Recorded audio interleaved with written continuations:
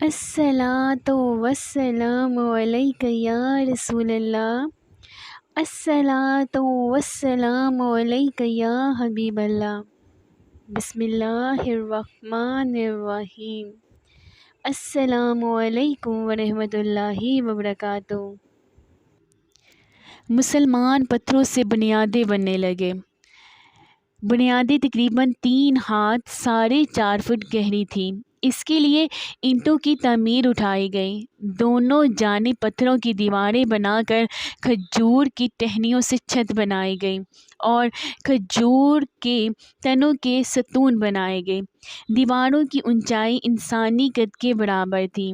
ان حالات میں کچھ انصاری مسلمانوں نے کچھ مال جمع کیا۔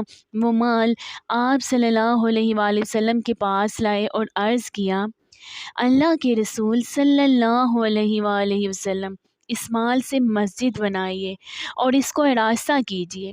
ہم کب تک چھپر کے نیچے نماز پڑھیں گے؟ اس پر نبی کریم صلی اللہ علیہ وآلہ وسلم نے ارشاد فرمایا، مجھے مسجدوں کو سجانے کا حکم نہیں دیا گیا۔ اسی سلسلے میں ایک اور حدیث کے الفاظ یہ ہیں، قیامت قائم ہونے کی ایک نشانی یہ بھی ہے کہ لوگ مسجدوں میں آرائش اور زیبائش کرنے لگیں گے، جیسے یہود اور نصارہ اپنے کلیساؤں اور گرجوں میں زیب و زینت کرتے ہیں۔ مسجد نبی کی چھت کھجور کی چھال اور پتوں کی تھی اور اس پر تھوڑی سی مٹی تھی۔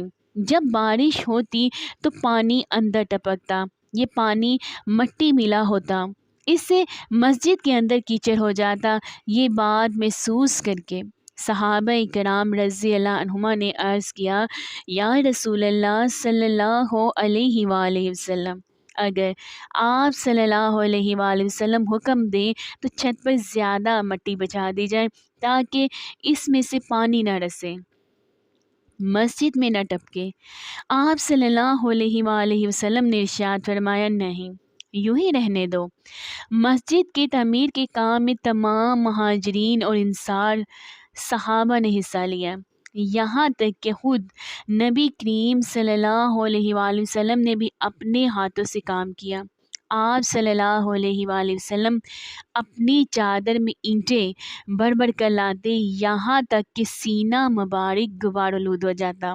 صحابہ اکرام رضی اللہ عنہما نے حضرت صلی اللہ علیہ وآلہ وسلم کو اینٹیں اٹھاتے دیکھا تو وہ اور زیادہ جانفشانی سے اینٹیں ڈھونے لگے۔ یہاں اینٹوں سے مراد پتھر ہے۔ ایک موقع پر آپ صلی اللہ علیہ وآلہ وسلم نے دیکھا کہ باقی صحابہ تو ایک ایک پتھر اٹھا کر لا رہے ہیں اور حضرت عمار بن یاسر رضی اللہ عنہ 2 پتھر اٹھا کر لا رہے تھے۔ تو ان سے پوچھا، عمار، تم بھی اپنے ساتھیوں کی طرح ایک ایک پتھر کیوں نہیں لاتے؟ انہوں نے عرض کیا، اس لیے کہ میں اللہ تعالیٰ سے زیادہ اجر و ثواب چاہتا ہوں۔ حضرت عثمان بن مظعون رضی اللہ عنہ بہت نفیس اور صفائی پسند تھے۔ وہ بھی مسجد کی تعمیر کے لیے پتھر ڈھو رہے تھے۔ پتھر اٹھا کر چلتے تو اس کو اپنے کپڑوں سے دور رکھتے تاکہ کپڑے خراب نہ ہوں۔ اگر مٹی لگ جاتی تو فوراً چٹکی سے اس کو جانے لگ جاتے۔ دوسرے صحابہ کرام دیکھ کر مسکراتے۔ مسجد کی تعمیر کے بعد حضور نبی کریم صلی اللہ علیہ وآلہ وسلم اس میں 5 ماہ تک بیت المقدس کی طرف منہ کر کے نمازیں پڑھتے رہے۔ اس کے بعد اللہ سبحانہ تعالیٰ کے حکم سے قبلے کا رخ بیت اللہ کی طرف ہو گیا۔ مسجد کا پہلے فرش کچا تھا، پھر اس پر کنکریاں بچھا دی گئیں۔ یہ اس لیے بچھائی گئی کہ ایک روز بارش ہوئی، فرش گیلا ہو گیا۔ اب جو بھی آتا اپنی جولی میں کنکریاں بھر کر لاتا اور اپنی جگہ پر ان کو بچھا کر نماز پڑھتا۔ تب نبی کریم صلی اللہ علیہ وآلہ وسلم نے حکم دیا کہ سارا فرش ہی کنکریوں کا بچھا دو۔ پھر جب مسلمان زیادہ ہو گئے تو نبی کریم صلی اللہ علیہ وآلہ وسلم نے مسجد کو وسیع کرنے کا ارادہ فرمایا۔ مسجد کے ساتھ زمین کا ایک ٹکڑا حضرت عثمان غنی رضی اللہ عنہ کا تھا۔ یہ ٹکڑا انہوں نے ایک یہودی سے خریدا تھا۔ جب حضرت عثمان غنی رضی اللہ عنہ کو معلوم ہوا کہ حضور نبی کریم صلی اللہ علیہ وآلہ وسلم کو مسجد کو وسیع کرنا چاہتے ہیں تو انہوں نے عرض کیا، اے اللہ کے رسول صلی اللہ علیہ وآلہ وسلم، آپ صلی اللہ علیہ وآلہ وسلم مجھ سے زمین کا یہ ٹکڑا جنت کے ایک مکان کے بدلے میں خرید لے۔ سبحان اللہ۔ چنانچہ نبی کریم صلی اللہ علیہ وآلہ وسلم نے زمین کا وہ ٹکڑا ان سے لے لیا۔ مسجد نبی کے بارے میں آپ صلی اللہ علیہ وآلہ وسلم نے ارشاد فرمایا، اگر میری یہ مسجد ثنا کے مقام تک بھی بن جائے، یعنی اتنی وسیع ہو جائے، تو بھی یہ میری مسجد ہی رہے گی، یعنی مسجد نبوی ہی رہے گی۔ اس سے ظاہر ہو رہا ہے کہ آپ صلی اللہ علیہ وآلہ وسلم نے مسجد نبی کے وسیع ہونے کی اطلاع پہلے ہی دے دی تھی، اور ہوا بھی یہی۔ بعد میں ادوار میں اس کی توسیع ہوتی رہی ہے اور اس کا سلسلہ جاری ہے اور آگے بھی جاری ہی رہے گا۔ مسجد نبوی کے ساتھ ہی سیدہ عائشہ صدیقہ رضی اللہ عنہا اور سیدہ سودا رضی اللہ عنہا کے لیے 2 حجرے بنائے گئے۔ یہ حجرے مسجد نبوی سے بالکل ملے ہوئے تھے۔ ان حجروں کی چھتیں بھی مسجد کی طرح کھجوروں کی چھال سے بنائی گئی تھی۔ مسجد نبوی کی تعمیر تک آپ صلی اللہ علیہ وآلہ وسلم حضرت ابو ایوب انصاری رضی اللہ عنہ کے گھر میں قیام پذیر رہے۔ آپ صلی اللہ علیہ وآلہ وسلم نے ان کے مکان میں نچلی منزل میں قیام فرمایا تھا۔ حضرت ابو ایوب انصاری رضی اللہ عنہ اور ان کی بیوی نے آپ صلی اللہ علیہ وآلہ وسلم سے درخواست کی تھی کہ حضور صلی اللہ علیہ وآلہ وسلم آپ صلی اللہ علیہ وآلہ وسلم اوپر والی منزل میں قیام فرمائیں۔ اس پر نبی کریم مصطفیٰ صلی اللہ علیہ وآلہ وسلم نے جواب میں فرمایا، مجھے نیچے ہی رہنے دے، کیونکہ لوگ مجھ سے ملنے کے لیے آئیں گے، اسی میں سہولت رہے گی۔ حضرت ابو ایوب انصاری رضی اللہ عنہ فرماتے ہیں، ایک رات ہماری پانی کی گھڑیاں ٹوٹ گئیں، ہم گھبرا گئے کہ پانی نیچے نہ ٹپکنے لگے اور آپ صلی اللہ علیہ وآلہ وسلم کو پریشانی نہ ہو، تو ہم نے فوراً اس پانی کو اپنے لحاف میں جذب کرنا شروع کر دیا، اور ہمارے پاس وہ ایک ہی لحاف تھا، ایک اور دن سردی کے بھی تھے۔ چونکہ ہمارے پاس ایک ہی لحاف تھا اور دن بھی سردی کے تھے، اس کے بعد حضرت ابو ایوب انصاری رضی اللہ عنہ نے پھر آپ صلی اللہ علیہ وآلہ وسلم سے اوپر والی منزل پر قیام کرنے کی درخواست کی۔ آخر آپ صلی اللہ علیہ وآلہ وسلم نے ان کی بات مان لی۔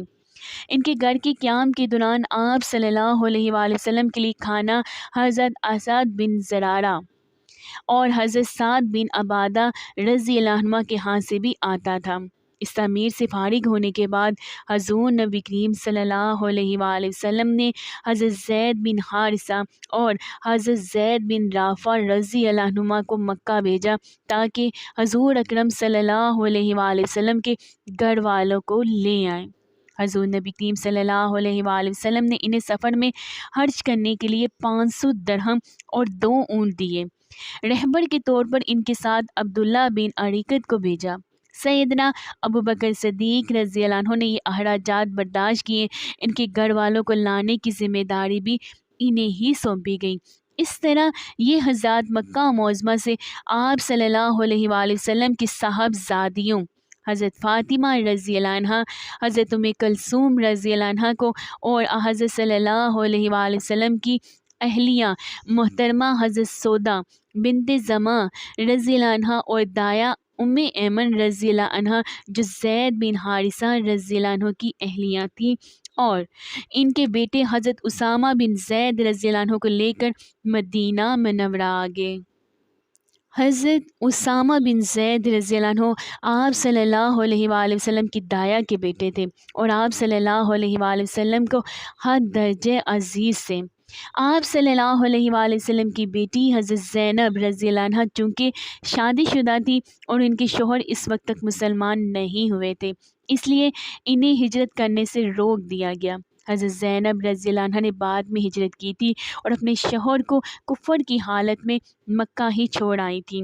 ان کے شوہر ابو العاص بن ربی رضی اللہ عنہ تھے۔ یہ غزوہ بدر کے موقع پر کافروں کے لشکر میں شامل ہوئے، گرفتار ہوئے، لیکن انہیں چھوڑ دیا گیا، پھر یہ بعد میں مسلمان ہو گئے تھے۔ آپ صلی اللہ علیہ وآلہ وسلم کی چوتھی بیٹی حضرت رقیہ رضی اللہ عنہ اپنے شوہر حضرت عثمان رضی اللہ عنہ کے ساتھ پہلے ہی حبشہ ہجرت کر گئی تھی، یہ بعد میں حبشہ سے مدینہ پہنچے تھے۔ حضرت ابوبکر صدیق رضی اللہ عنہ کے گھر والے بھی ساتھ ہی مدینہ منورہ آ گئے تھے۔ ان میں ان کی زوجہ محترمہ حضرت ام رومان، حضرت عائشہ صدیقہ رضی اللہ عنہا اور ان کی بہن حضرت اسماء رضی اللہ عنہا شامل تھی۔ حضرت ابوبکر صدیق رضی اللہ عنہ کے بیٹے حضرت عبداللہ رضی اللہ عنہ بھی ساتھ آئے۔ حضرت ابوبکر صدیق رضی اللہ عنہ کی زوجہ حضرت ام رومان رضی اللہ عنہ کے بارے میں حضور نبی کریم صلی اللہ علیہ وآلہ وسلم نے فرمایا تھا، جس شخص کو جنت کی حوروں میں سے کوئی حور دیکھنے کی خواہش ہو وہ ام رومان کو دیکھ لے۔ سبحان اللہ۔ ہجرت کے سفر میں حضرت اسماء رضی اللہ عنہ کو مدینہ منورہ پہنچنے سے پہلے قباء میں ٹھہرنا پڑا۔ ان کے ہاں حضرت عبداللہ بن زبیر رضی اللہ عنہ پیدا ہوئے۔ بچے کی پیدائش کے بعد مدینہ پہنچی اور اپنا بچہ آپ صلی اللہ علیہ وآلہ وسلم کی گود میں برکت حاصل کرنے کے لیے پیش کیا۔ یہ ہجرت کے بعد مہاجرین کے ہاں پہلا بچہ تھا۔ ان کی پیدائش پر مسلمانوں کو بے حد خوشی ہوئی، کیونکہ کفار نے مشہور کر دیا تھا کہ جب سے رسول اللہ صلی اللہ علیہ وآلہ وسلم اور مہاجرین مدینہ آئے ہیں ان کے ہاں کوئی نرینہ نہیں ہوئی، کیونکہ ہم نے ان پر جادو کر دیا ہے۔ استغفر اللہ۔ حضرت عبداللہ بن زبیر رضی اللہ عنہ کی پیدائش پر ان لوگوں کی یہ بات غلط ثابت ہوگی، اس لیے مسلمانوں کو بہت زیادہ خوشی ہوئی۔ مسجد نبی کی تعمیر مکمل ہوگی تو رات کے وقت اس میں روشنی کا مسئلہ سامنے آیا۔ اس غرض کے لیے پہل کھجور کی شاہیں جلائی گئی۔ پھر حضرت تمیم داری رضی اللہ عنہ مدینہ منورہ آئے تو وہ اپنے ساتھ قندیلیں، رسیاں اور زیتون کا تیل لائے۔ حضرت تمیم داری رضی اللہ عنہ نے یہ قندیلیں مسجد میں لٹکا دیں، پھر رات کے وقت ان کو جلا دیا۔ یہ دیکھ کر حضور نبی کریم صلی اللہ علیہ وآلہ وسلم نے فرمایا، ہماری مسجد روشن ہوگی، اللہ تعالیٰ تمہارے لیے بھی روشنی کا سامان فرمائے۔ اللہ سبحانہ تعالیٰ کی قسم، اگر میری کوئی اور بیٹی ہوتی تو میں اس کی شادی تم سے کر دیتا۔ بعض روایات میں ہے کہ سب سے پہلے حضرت عمر فاروق رضی اللہ عنہ نے مسجد میں قندیل جلائی تھی۔ مسجد نبی کی تعمیر کے ساتھ ساتھ آپ صلی اللہ علیہ وآلہ وسلم نے 2 حجرے اپنی بیویوں کے لیے بنوائے تھے، باقی حجرے ضرورت کے مطابق بعد میں بنائے گئے۔ ان 2 میں سے ایک سیدہ عائشہ صدیقہ رضی اللہ عنہا کا تھا، پھر دوسرا سیدہ سودا رضی اللہ عنہا کا۔ مدینہ منورہ میں وہ زمینیں جو کسی کی ملکیت نہیں تھی، ان پر آپ صلی اللہ علیہ وآلہ وسلم نے مہاجرین کے لیے نشانات لگا دیے، یعنی یہ زمینیں ان میں تقسیم کر دی۔ کچھ زمینیں آپ صلی اللہ علیہ وآلہ وسلم کو انصاری حضرات نے ہدیہ کی تھیں، آپ صلی اللہ علیہ وآلہ وسلم نے ان کو بھی تقسیم فرما دیا اور ان جگہ پر ان مسلمانوں کو بسایا جو پہلے قباء میں ٹھہر گئے تھے، لیکن بعد میں جب انہوں نے دیکھا کہ قباء میں جگہ نہیں ہے تو وہ بھی مدینہ شریف چلے آئے تھے۔ آپ صلی اللہ علیہ وآلہ وسلم نے اپنی بیویوں کے لیے جو حجرے بنوائے وہ کچے تھے، کھجور کی شاخوں، پتوں اور چھال سے بنائے گئے تھے، ان پر مٹی لیپی گئی تھی۔ حضرت حسن بصری رحمۃ اللہ علیہ مشہور تابعی ہیں، اور یہ تو آپ کو پتہ ہی ہوگا کہ تابعی اسے کہتے ہیں جس نے کسی صحابی کو دیکھا ہو۔ وہ کہتے ہیں کہ جب میں چھوٹا تھا تو حضرت عثمان غنی رضی اللہ عنہ کی خلافت کے دور میں امہات المومنین کے حجروں میں جاتا تھا۔ ان کی چھتیں اس قدر نیچی تھی کہ اس وقت اگرچہ میرا قد چھوٹا تھا لیکن میں ہاتھ سے چھتوں کو چھو لیا کرتا تھا۔ حضرت حسن بصری رحمۃ اللہ علیہ اس وقت پیدا ہوئے تھے جب حضرت عمر رضی اللہ عنہ کی خلافت کو ابھی 2 سال باقی تھے۔ وہ نبی کریم صلی اللہ علیہ وآلہ وسلم کی زوجہ حضرت ام سلمہ رضی اللہ عنہ کی باندی حیرہ کے بیٹے تھے۔ حضرت ام سلمہ رضی اللہ عنہ انہیں صحابہ کرام رضی اللہ عنہ کے پاس کسی کام سے بھیجا کرتی تھی۔ صحابہ کرام انہیں برکت کی دعائیں دیا کرتے تھے۔ حضرت ام سلمہ رضی اللہ عنہ انہیں حضرت عمر فاروق رضی اللہ عنہ کے پاس بھی لے گئی تھی۔ حضرت عمر فاروق رضی اللہ عنہ نے انہیں ان الفاظ میں دعا دی تھی، اے اللہ انہیں دین کی سمجھ عطا فرما اور لوگوں کے لیے یہ پسندیدہ ہوں۔ مسجد نبی کے چاروں طرف حضرت حارثہ بن نعمان کے مکانات تھے۔ حضرت صلی اللہ علیہ وآلہ وسلم نے اپنی حیات مبارکہ میں متعدد نکاح فرمائے تھے جن میں دینی حکمتیں اور مصلحتیں تھیں۔ جب بھی آپ صلی اللہ علیہ وآلہ وسلم نکاح فرماتے تو حضرت حارثہ رضی اللہ عنہ اپنا ایک مکان یعنی حجرہ آپ صلی اللہ علیہ وآلہ وسلم کو ہدیہ کر دیتے۔ اس میں آپ صلی اللہ علیہ وآلہ وسلم کی زوجہ محترمہ کا قیام ہو جاتا، یہاں تک کہ رفتہ رفتہ حضرت حارثہ رضی اللہ عنہ نے اپنے سارے مکان اسی طرح حضور نبی کریم صلی اللہ علیہ وآلہ وسلم کو ہدیہ کر دیے۔ اسی زمانے میں حضرت صلی اللہ علیہ وآلہ وسلم نے مہاجرین اور انصار مسلمانوں کے سامنے یہود سے صلح کا معاہدہ کیا۔ اس معاہدے کی ایک تحریر بھی لکھوائی۔ معاہدے میں طے پایا کہ یہودی مسلمانوں سے کبھی جنگ نہیں کریں گے، کبھی انہیں تکلیف نہیں پہنچائیں گے، اور یہ کہ حضرت صلی اللہ علیہ وآلہ وسلم کے مقابلے میں وہ کسی کی مدد نہیں کریں گے، اور اگر کوئی اچانک مسلمانوں پر حملہ کرے تو یہ یہودی مسلمانوں کا ساتھ دیں گے۔ ان شرائط کے مقابلے میں مسلمانوں کی طرف سے یہودیوں کی جان و مال اور ان کے مذہبی معاملات میں آزادی کی ضمانت دی گئی۔ یہ معاہدہ جن یہودی قبائل سے کیا گیا ان کے نام بنی قینقاع، بنی قریظہ اور بنی نذیر ہیں۔ اس کے ساتھ ہی آپ صلی اللہ علیہ وآلہ وسلم نے مہاجرین اور انصار کے درمیان بھائی چارہ کرایا۔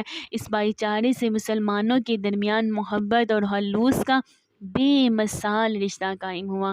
اس بھائی چارے کو معاہد کہتے ہیں۔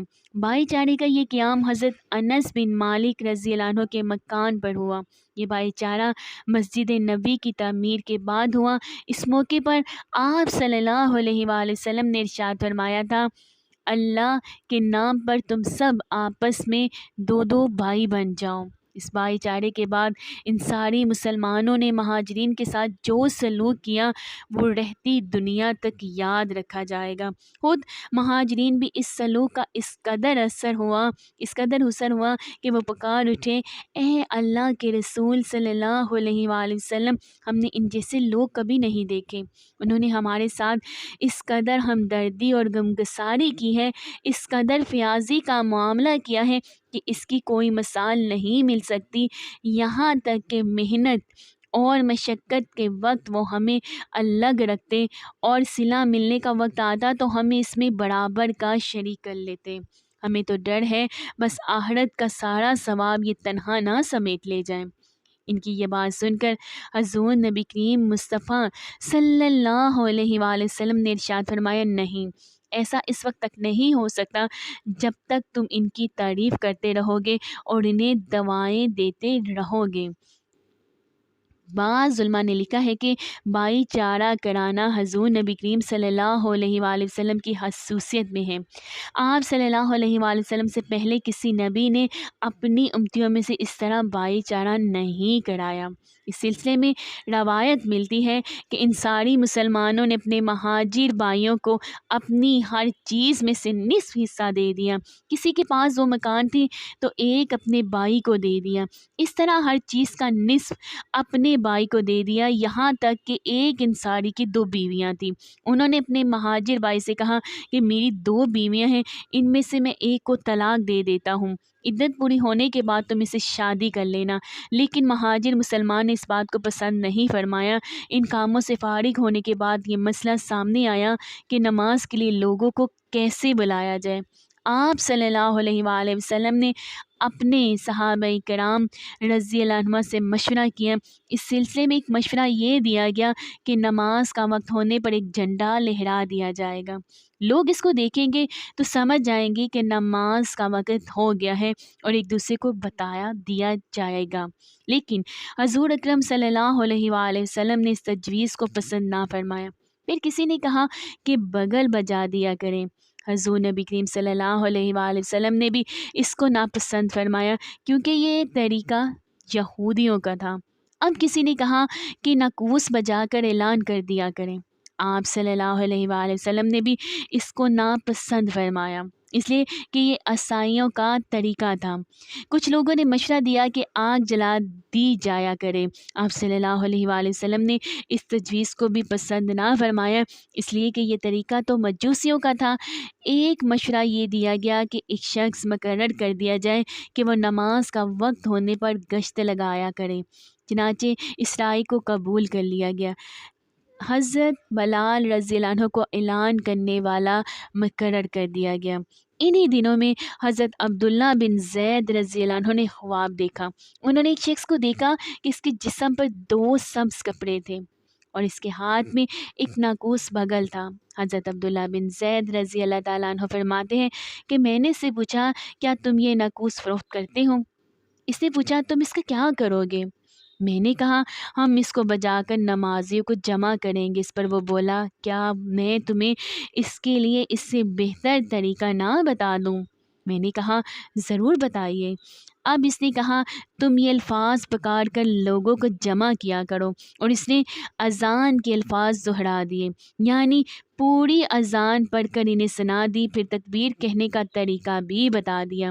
صبح ہوئی تو حضرت عبداللہ بن زید رضی اللہ عنہ آپ صلی اللہ علیہ وآلہ وسلم کی خدمت اقدس میں حاضر ہوئے اور اپنا یہ خواب سنایا۔ خواب سن کر آپ صلی اللہ علیہ وآلہ وسلم نے ارشاد فرمایا، بے شک یہ سچا خواب ہے، انشاءاللہ تعالی عز و جل تم جا کر یہ کلمات بلال کو سکھا دو تاکہ وہ ان کے ذریعے اذان دے۔ ان کی آواز تم سے بلند ہے اور زیادہ دلکش بھی ہے۔ حضرت عبداللہ رضی اللہ عنہ حضرت بلال رضی اللہ عنہ کے پاس آئے۔ انہوں نے کلمات سیکھنے پر صبح کی اذان دی۔ اس طرح سب سے پہلے اذان فجر کی نماز کے لیے دی گئی تھی۔ سب سے پہلے اذان فجر کی نماز دی گئی تھی۔ جو ہی حضرت بلال رضی اللہ عنہ کی اذان گونجی اور حضرت عمر رضی اللہ عنہ کے کانوں میں یہ الفاظ پڑے، وہ جلدی سے چادر سنبھالتے ہوئے اٹھے اور تیز تیز چلتے ہوئے مسجد نبی میں پہنچے۔ مسجد میں پہنچ کر انہیں حضرت عبداللہ بن زید رضی اللہ عنہ کے خواب کے بارے میں معلوم ہوا تو انہوں نے عرض کیا، اے اللہ کے رسول صلی اللہ علیہ وآلہ وسلم، اس ذات بابرکت کی قسم جس نے آپ صلی اللہ علیہ وآلہ وسلم کو حق دے کر بھیجا ہے، میں نے بھی بالکل یہی خواب دیکھا ہے۔ حضرت عمر رضی اللہ عنہ کے زبانی خواب کی تصدیق سن کر آپ صلی اللہ علیہ وآلہ وسلم نے ارشاد فرمایا، اللہ رب العزت کا شکر ہے، اب 5 وقت کی نمازوں کے لیے حضرت بلال رضی اللہ عنہ اذان دیتے۔ ان 5 نمازوں کے علاوہ کسی موقع پر لوگوں کو جمع کرنا ہوتا، مثلا سورج گرہن اور چاند گرہن ہو جاتا یا بارش طلب کرنے کے لیے نماز پڑھنا ہوتی تو وہ صلاۃ جامع کہہ کر اعلان کرتے تھے۔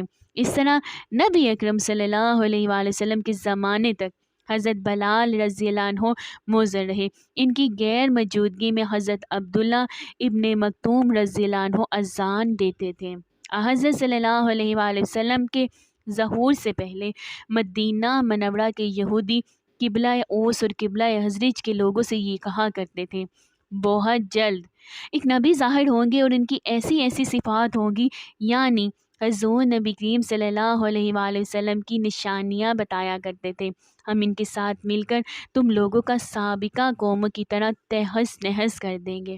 جس طرح قوم عاد اور قوم سمود کو تباہ کیا گیا، ہم بھی تم لوگوں کو اسی طرح تباہ کر دیں گے۔ جب نبی کریم صلی اللہ علیہ وآلہ وسلم کا ظہور مبارک ہو گیا تو یہی یہود حضور پاک صلی اللہ علیہ وآلہ وسلم کے خلاف ہو گئے اور سازشیں کرنے لگے۔ جب اوس اور خزرج کے لوگ اسلام کے دامن میں آ گئے تو بعض صحابہ سے ان یہودیوں نے کہا، اے یہودیوں، تم تو ہم سے کہا کرتے تھے کہ ایک نبی ظاہر ہونے والے ہیں۔ اے یہودیوں، تم تو ہم سے کہا کرتے تھے کہ ایک نبی ظاہر ہونے والے ہیں، ان کی ایسی ایسی صفات ہوں گی، ہم ان پر ایمان لا کر تم لوگوں کو تباہ و برباد کر دیں گے، لیکن اب جب کہ ان کا ظہور ہو گیا ہے تو تم ان پر ایمان کیوں نہیں لاتے؟ تو تم ہمیں نبی کریم صلی اللہ علیہ وآلہ وسلم کا تو حلیہ بتایا کرتے تھے۔ صحابہ کرام رضوان اللہ علیہم اجمعین نے جب یہ بات کہی تو یہودیوں میں سلام بن مشکم بھی تھا، یہ قبیلہ بنی نذیر کے بڑے آدمیوں میں سے تھا۔ اس نے ان کی یہ بات سن کر کہا، ان میں وہ نشانیاں نہیں ہیں جو ہم تم سے بیان کرتے تھے۔ اس پر اللہ سبحانہ تعالیٰ نے سورہ بقرہ کی آیت نمبر 89 نازل فرمائی۔ ترجمہ: اور جب انہیں کتاب پہنچی، یعنی قرآن مجید جو اللہ تعالیٰ کی طرف سے ہے اور اس کی بھی تصدیق کرنے والی ہے جو پہلے سے ان کے پاس ہے، یعنی تورات، حالانکہ اس سے پہلے وہ خود اس نبی کے وسیلے سے کفار کے خلاف اللہ سبحانہ تعالیٰ سے مدد طلب کرتے تھے، پھر وہ چیز آ پہنچی جس کو وہ خود جانتے پہچانتے تھے، یعنی حضور نبی کریم صلی اللہ علیہ وآلہ وسلم کے نبوت، تو اس کا صاف انکار کر بیٹھے۔ بس اللہ کی مار ہو ایسے کافروں پر۔ اس بارے میں ایک روایت میں ہے کہ ایک رات حضور نبی کریم صلی اللہ علیہ وآلہ وسلم نے یہودیوں کے ایک بڑے سردار مالک بن سیف سے فرمایا، میں تمہیں ذات کی قسم دے کر پوچھتا ہوں کہ جس نے موسیٰ علیہ السلام پر تورات نازل فرمائی، کیا تورات میں یہ بات موجود ہے کہ اللہ تعالیٰ موٹے تازے خبر یعنی یہودی راہب سے نفرت کرتا ہے، کیونکہ تم بھی ایسے ہی موٹے تازے ہو، تم وہ مال کھا کھا کر موٹے ہوئے جو تمہیں یہودی لا لا کر دیتے ہیں۔ یہ بات سن کر مالک بن سیف بگڑ گیا اور بول اٹھا، اللہ تعالیٰ نے کسی بھی انسان پر کوئی چیز نہیں اتاری، گویا اس طرح اس نے خود حضرت موسیٰ علیہ السلام پر نازل ہونے والی کتاب تورات کا بھی انکار کر دیا، اور ایسا صرف جھنجھلاہٹ کی وجہ سے کہا۔ دوسرے یہودی اس پر بگڑے اور انہوں نے اس سے کہا، یہ ہم نے تمہارے بارے میں کیا سنا ہے؟ جواب میں اس نے کہا، محمد صلی اللہ علیہ وآلہ وسلم نے مجھے غصہ دلایا تھا، بس میں نے غصے میں یہ بات کہہ دی۔ یہودی نے اس کی بات کو معاف نہ کیا اور اسے سرداری سے ہٹا دیا اور اس کی جگہ کعب بن اشرف کو اپنا سردار مقرر کیا۔ اب یہودیوں نے حضور اکرم صلی اللہ علیہ وآلہ وسلم کو تنگ کرنا شروع کر دیا، ایسے سوالات پوچھنے کی کوشش کرنے لگے جن کے جوابات ان کے خیال میں آپ صلی اللہ علیہ وآلہ وسلم نہ دے سکیں گے۔ مثلا ایک روز انہوں نے پوچھا، عبداللہ فرانی، اے محمد صلی اللہ علیہ وآلہ وسلم، آپ ہمیں بتائیں روح کیا چیز ہے؟ آپ صلی اللہ علیہ وآلہ وسلم نے اس سوال کے بارے میں وحی کا انتظار فرمایا۔ جب وحی نازل ہوئی تو آپ صلی اللہ علیہ وآلہ وسلم نے ارشاد فرمایا، روح میرے رب کے حکم سے بنی ہے، یعنی آپ صلی اللہ علیہ وآلہ وسلم نے قرآن کریم کی یہ آیت پڑھی۔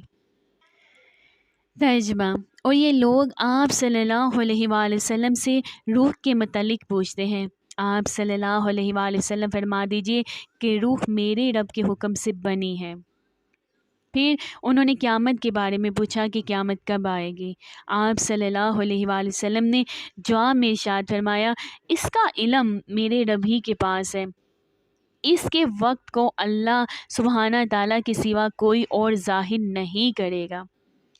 اسی طرح دو یہودی آپ صلی اللہ علیہ وآلہ وسلم کے پاس آئے اور پوچھا، آپ صلی اللہ علیہ وآلہ وسلم بتائیے اللہ تعالیٰ نے حضرت موسیٰ علیہ السلام کی قوم کو کن باتوں کی تاکید فرمائی تھی؟ جواب میں آپ صلی اللہ علیہ وآلہ وسلم نے ارشاد فرمایا، یہ کہ اللہ سبحانہ تعالیٰ کے سوا کسی کو شریک نہ ٹھہرانا، بدکاری نہ کرنا اور حق کے سوا یعنی شرعی قوانین کے سوا کسی ایسے شخص کی جان نہ لو جس کو اللہ تعالیٰ نے تم پر حرام کیا ہے، چوری مت کرو، سحر اور جادو ٹونا کر کے کسی کو نقصان نہ پہنچاؤ، کسی بادشاہ اور حاکم کے پاس کسی کی چغل خوری نہ کرو، سود کا مال نہ کھاؤ، گھروں میں بیٹھنے والی پاک دامن عورتوں پر بہتان نہ باندھو، اور اے یہودیوں، تم پر خاص طور پر یہ بات لازم ہے کہ ہفتے کے دن کسی پر زیادتی نہ کرو، اس لیے کہ یہ یہودیوں کا متبرک دن ہے۔ یہ 9 ہدایات سن کر دونوں یہودی بولے، ہم گواہی دیتے ہیں کہ آپ صلی اللہ علیہ وآلہ وسلم نبی ہیں۔ اس پر آپ صلی اللہ علیہ وآلہ وسلم نے ارشاد فرمایا، تب پھر تم مسلمان کیوں نہیں ہو جاتے؟ انہوں نے جواب دیا، ہمیں ڈر ہے کہ اگر ہم مسلمان ہو گے تو یہودی ہمیں قتل کر ڈالیں گے۔ دو یہودی عالم ملک شام میں رہتے تھے، انہیں بھی نبی کریم صلی اللہ علیہ وآلہ وسلم کی ظہور کی خبر نہیں ہوئی تھی ابھی۔ دونوں ایک مرتبہ مدینہ منورہ آئے۔ مدینہ منورہ کو دیکھ کر ایک دوسرے سے کہنے لگے، یہ شہر اس نبی کے شہر سے کتنا ملتا جلتا ہے جو آخری زمانے میں ظاہر ہونے والے ہیں۔ اس کی کچھ دیر بعد انہیں پتہ چلا کہ حضرت صلی اللہ علیہ وآلہ وسلم کا ظہور ہو چکا ہے۔ اور آپ صلی اللہ علیہ وآلہ وسلم مکہ معظمہ سے ہجرت کر کے اس شہر مدینہ منورہ آ چکے ہیں۔ یہ خبر ملنے پر دونوں آپ صلی اللہ علیہ وآلہ وسلم کی خدمت اقدس میں حاضر ہوئے۔ انہوں نے کہا، ہم آپ صلی اللہ علیہ وآلہ وسلم سے ایک سوال پوچھنا چاہتے ہیں۔ اگر آپ صلی اللہ علیہ وآلہ وسلم نے جواب دے دیا تو ہم آپ صلی اللہ علیہ وآلہ وسلم پر ایمان لے آئیں گے۔ آپ صلی اللہ علیہ وآلہ وسلم نے ارشاد فرمایا، پوچھنا کیا چاہتے ہیں؟ انہوں نے کہا، ہمیں اللہ کی کتاب میں سب سے بڑی گواہی اور شہادت کے متعلق بتائیے۔ ان کے سوال پر سورہ العمران کی آیت 19 نازل ہوئی۔ آپ صلی اللہ علیہ وآلہ وسلم نے وہ ان کے سامنے تلاوت فرمائی۔ ترجمہ: اللہ نے اس کی گواہی دی ہے کہ سوائے اس کی ذات کے کوئی معبود ہونے کے لائق نہیں، اور فرشتوں نے بھی اور اہل علم نے بھی گواہی دی ہے، اور وہ اس شان کے مالک ہیں کہ اعتدال کے ساتھ انتظام کو قائم رکھنے والے ہیں، ان کے سوا کوئی معبود ہونے کے لائق نہیں۔ وہ زبردست ہے، حکمت والے ہیں، بلا شبہ دین حق اور مقبول اللہ تعالیٰ کے نزدیک صرف اسلام ہے۔ یہ آیت سن کر دونوں یہودی اسلام لے آئے۔ اسی طرح یہودیوں کے ایک اور بہت بڑے عالم تھے، ان کا نام حسین بن سلام تھا۔ یہ حضرت یوسف علیہ السلام کی اولاد میں سے تھے۔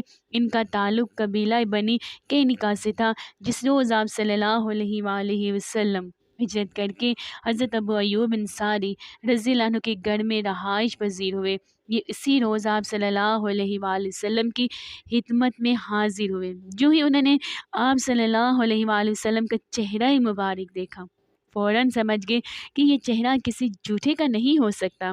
پھر جب انہوں نے آپ صلی اللہ علیہ وآلہ وسلم کا کلام سنا تو فوراً پکار اٹھے، میں گواہی دیتا ہوں کہ آپ سچے ہیں اور سچائی لے کر آئے ہیں۔ پھر ان کا اسلامی نام آپ صلی اللہ علیہ وآلہ وسلم نے عبداللہ بن سلام رکھا۔ اسلام قبول کرنے کے بعد یہ اپنے گھر گئے، اپنے اسلام لانے کی تفصیل گھر والوں کو سنائی تو وہ بھی اسلام لے آئے۔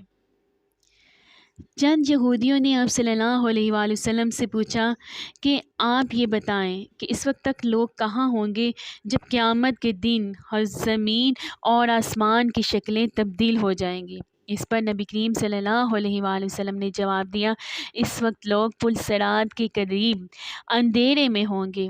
اسی طرح ایک مرتبہ یہودی نے حضور صلی اللہ علیہ وآلہ وسلم سے بادلوں کی گرج اور کڑک کے بارے میں پوچھا۔ جواب میں آپ صلی اللہ علیہ وآلہ وسلم نے ارشاد فرمایا، یہ اس فرشتے کی آواز ہے جو بادلوں کا نگران ہے، اس کے ہاتھ میں آگ کا ایک کوڑا ہے، اس سے وہ بادلوں کو ہانکتا ہوا اس طرف لے جاتا ہے جہاں پہنچنے کے لیے اللہ سبحانہ تعالیٰ کا حکم ہوتا ہے۔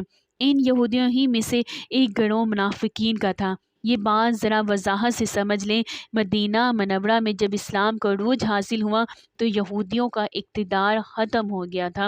بہت سے یہودی اس حال سے مسلمان ہو گئے جب ان کی جانیں خطرے میں ہیں، سو اپنی جانیں بچانے کے لیے وہ جھوٹ موٹ کے مسلمان ہو گئے۔ اب اگرچہ کہنے کو مسلمان تھے، لیکن ان کی ہمدردیاں اور محبتیں اب بھی یہودیوں کے ساتھ ساتھ تھیں۔ ظاہر میں وہ مسلمان تھے، اندر سے وہی یہودی کے یہودی تھے۔ ان لوگوں کو اللہ اور اس کے رسول نے منافق قرار دیا ہے۔ ان کی تعداد 300 کے قریب تھی۔ انہی منافقوں میں عبداللہ ابن ابی بھی تھا۔ یہ منافقوں کا سردار تھا۔ یہ منافقین ہمیشہ اس طاق میں رہتے تھے کہ کب اور کس طرح مسلمانوں کو نقصان پہنچا سکے۔ مسلمانوں کو پریشان کرنے اور نقصان پہنچانے کا کوئی بھی موقع یہ ہاتھ سے جانے نہیں دیتے تھے، جیسا کہ آپ کو میں آگے بتاؤں گی۔ ہجرت کے پہلے سال حضرت اماں عائشہ رضی اللہ عنہا کی رخصتی ہوئی، یعنی وہ نبی کریم صلی اللہ علیہ وآلہ وسلم کے گھر آ گئے۔ بعض روایات کے مطابق رخصتی ہجرت کے دوسرے سال ہوئی۔ آپ صلی اللہ علیہ وآلہ وسلم کو جب نبوت عطا کی گئی تھی تو اس وقت جنگ کے بغیر تبلیغ کا حکم ہوا تھا۔ اللہ سبحانہ تعالیٰ نے فرمایا تھا کہ ان کافروں سے الجھیے مت بلکہ دامن بچائے رکھیے اور صبر کیجیے۔ یہ حکم مکہ کی زندگی تک رہا۔ پھر ہجرت کے بعد اس طرح جنگ کرنے کی اجازت ملی کہ اگر مشرک جنگ کی ابتدا کریں تو مسلمان ان سے دفاعی جنگ کر سکتے ہیں، البتہ حرام قابل احترام مہینوں میں جنگ نہ کریں، یعنی رجب، ذی القعدہ، ذی الحجہ اور محرم میں۔ کچھ مدت کے بعد جنگ کی عام اجازت ہو گئی، یعنی کافروں کے حملہ نہ کرنے کی صورت میں بھی مسلمان ان سے اقدامی جنگ کریں اور کسی بھی مہینے میں جنگ کر سکتے ہیں۔ جب آپ صلی اللہ علیہ وآلہ وسلم کو اللہ سبحانہ تعالیٰ کی طرف سے جہاد کی اجازت مل گئی تو 12 ربیع الاول 2 ہجری میں پہلی بار حضور اقدس صلی اللہ علیہ وآلہ وسلم جہاد کی غرض سے مدینہ سے روانہ ہوئے۔ مدینہ شریف سے نکل کر حضور اکرم صلی اللہ علیہ وآلہ وسلم ودان کے مکان پر پہنچے۔ یہ ایک بڑی بستی تھی اور ابوا کے مکان سے 6 یا 8 میل کے فاصلے پر تھی۔ ابوا مکہ اور مدینہ کے درمیان ایک گاؤں تھا۔ اس غزوے میں آپ صلی اللہ علیہ وآلہ وسلم کے ساتھ صرف مہاجرین تھے۔ حضور صلی اللہ علیہ وآلہ وسلم قبیلہ بنی زمرہ پر حملہ کرنے کے لیے تشریف لے گئے تھے۔ آپ صلی اللہ علیہ وآلہ وسلم کے ساتھ 70 صحابہ تھے۔ بنی زمرہ کے سردار نے جنگ کے بغیر صلح کر لی۔ صلح کا معاہدہ لکھا گیا اور آپ صلی اللہ علیہ وآلہ وسلم واپس تشریف لے آئے۔ اس طرح یہ حضور اکرم صلی اللہ علیہ وآلہ وسلم کا پہلا غزوہ تھا۔ اس کو غزوہ بنی زمرہ کہا جاتا ہے۔ اس غزوے میں مسلمانوں کا جھنڈا سفید تھا اور یہ حضرت حمزہ رضی اللہ عنہ کے ہاتھ میں دیا گیا تھا۔ صلح کے معاہدے میں طے پایا تھا کہ یہ لوگ مسلمانوں کے مقابلے پر نہیں آئیں گے اور اللہ کے رسول صلی اللہ علیہ وآلہ وسلم پر انہیں جب بھی بلائیں گے انہیں مدد کے لیے آنا ہوگا۔ اس غزوے میں مسلمانوں کو 15 دن لگے۔ اس کے بعد غزوہ بوات ہوا۔ اس میں اسلامی لشکر میں 200 مہاجرین تھے۔ جھنڈا سفید رنگ کا ہی تھا۔ یہ ربیع الثانی 2 ہجری میں پیش آیا۔ حضور اکرم صلی اللہ علیہ وآلہ وسلم ایک تجارتی قافلے کو روکنے کے لیے روانہ ہوئے۔ اس قافلے کا سردار قریش کا سردار امیہ بن خلف تھا۔ اس کے ساتھ قریش کے 100 آدمی تھے۔ قافلے میں 2500 اونٹ تھے۔ ان پر تجارتی سامان لدا ہوا تھا۔ جب حضور اکرم صلی اللہ علیہ وآلہ وسلم اس غزوے کے لیے مدینہ سے روانہ ہوئے تو اپنا قائم مقام حضرت سعد بن معاذ رضی اللہ عنہ کو بنایا۔ مدینہ منورہ سے روانہ ہو کر آپ صلی اللہ علیہ وآلہ وسلم بوات کے مقام پر پہنچے۔ یہ ایک پہاڑ کا نام ہے۔ اسی مناسبت سے اس غزوے کا نام غزوہ بوات پڑا، لیکن بوات پہنچنے پر دشمنوں سے سامنا نہ ہو سکا کیونکہ قریشی قافلہ مسلمانوں کے پہنچنے سے پہلے ہی وہاں سے رخصت ہو چکا تھا۔ اسی لیے حضور اکرم صلی اللہ علیہ وآلہ وسلم جنگ کے بغیر ہی تشریف لے آئے۔ جمادی الاولیٰ کے مہینے میں غزوہ عشیرہ پیش آیا۔ اس مرتبہ بھی حضور اکرم صلی اللہ علیہ وآلہ وسلم ایک قریشی قافلے کو روکنے کے لیے تشریف لے گئے۔ وہ قافلہ ملک شام کی طرف جا رہا تھا۔ قریش نے اس قافلے میں اپنا بہت سا مال و اسباب شامل کر رکھا تھا۔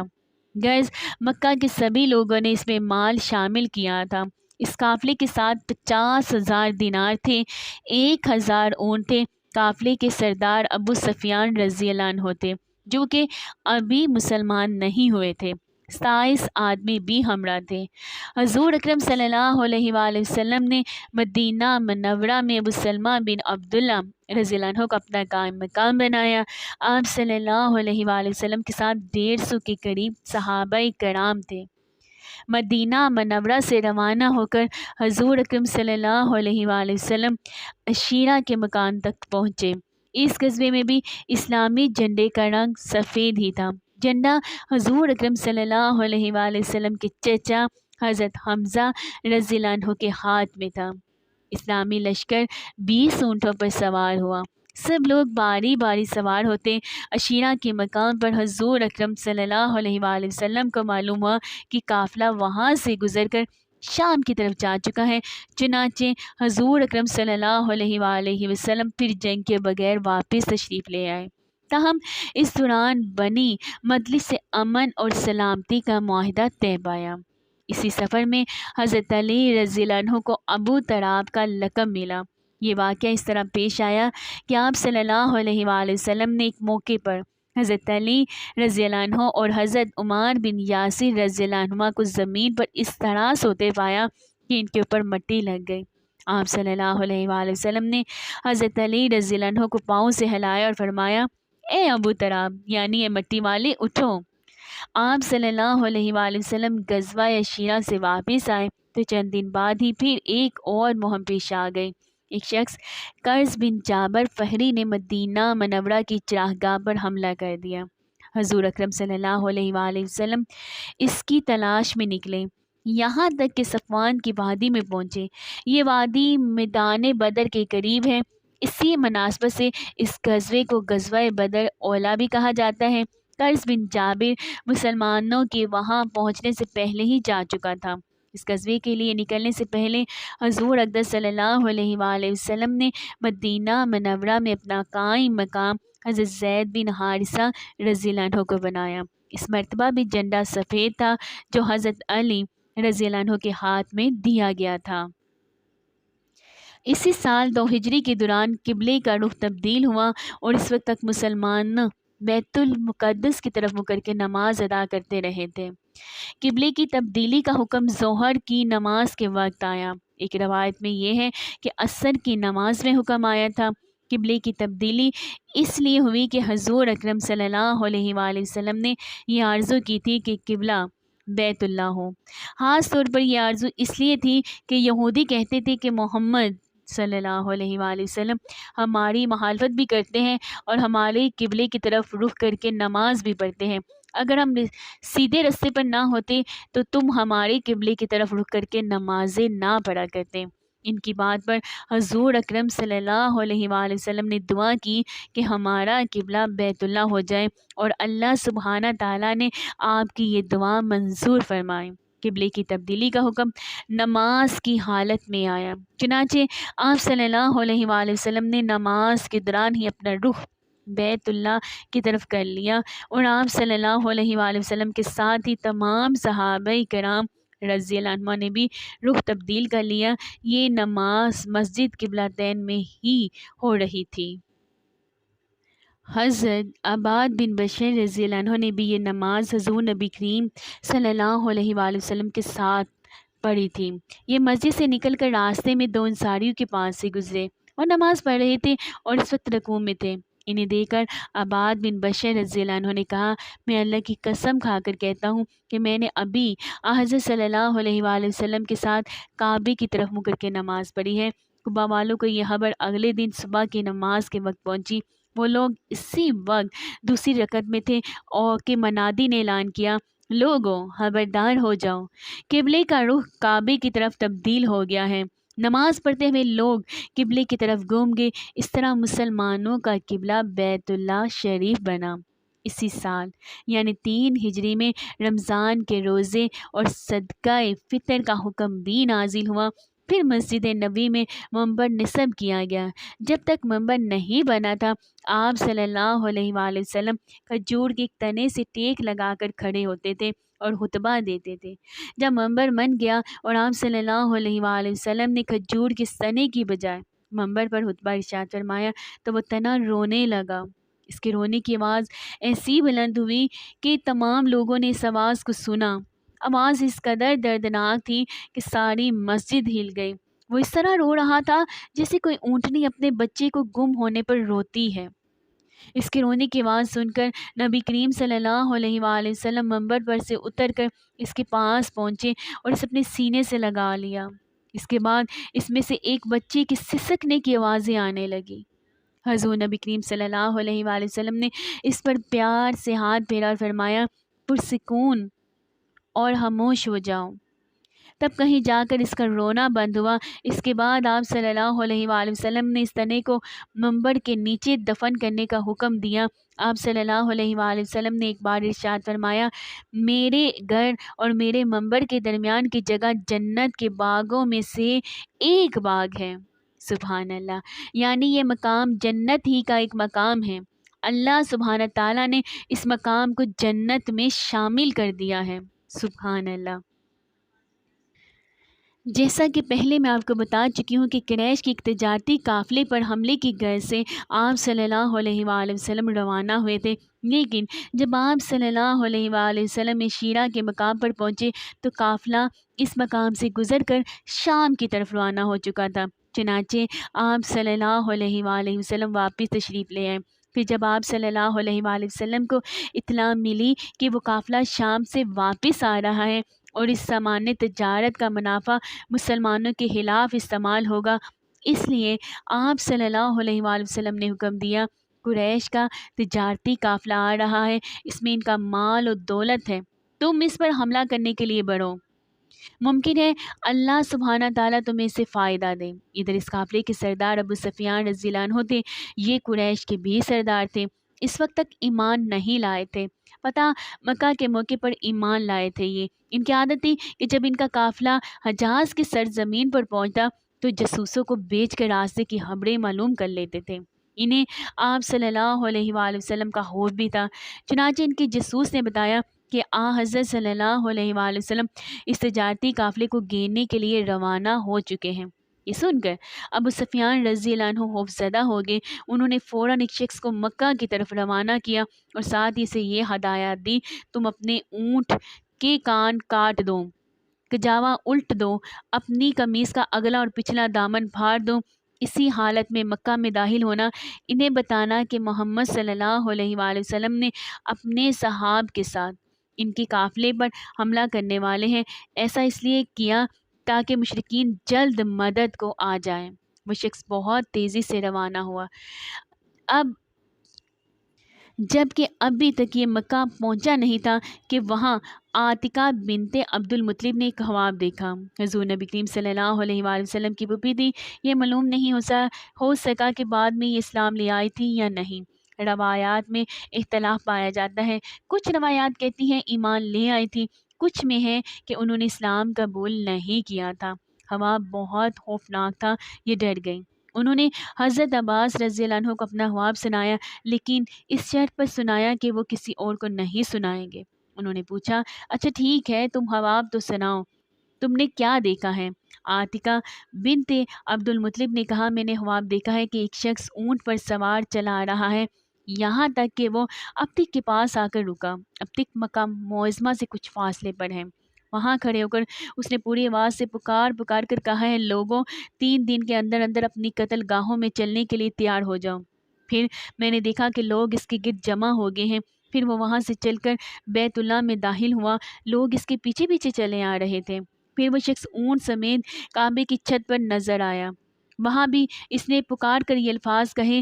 اس کے بعد وہ ابو قبیس کے پہاڑ پر چڑھ گیا، وہاں بھی اس نے پکار کر یہ الفاظ کہے۔ پھر اس نے ایک پتھر اٹھا کر لڑکایا، پتھر وہاں سے لڑکتا پہاڑ کے دامن میں پہنچا تو اچانک ٹوٹ کر ٹکڑے ٹکڑے ہو گیا، پھر مکہ کے گھروں میں سے کوئی گھر نہ بچا جہاں اس کے ٹکڑے نہ پہنچے ہوں۔ یہ سن کر خواب حضرت عباس رضی اللہ عنہ نے کہا، اللہ کی قسم عاتقہ، تم نے بہت عجیب خواب دیکھا ہے، تم خود بھی اس کا تذکرہ کسی سے نہ کرنا۔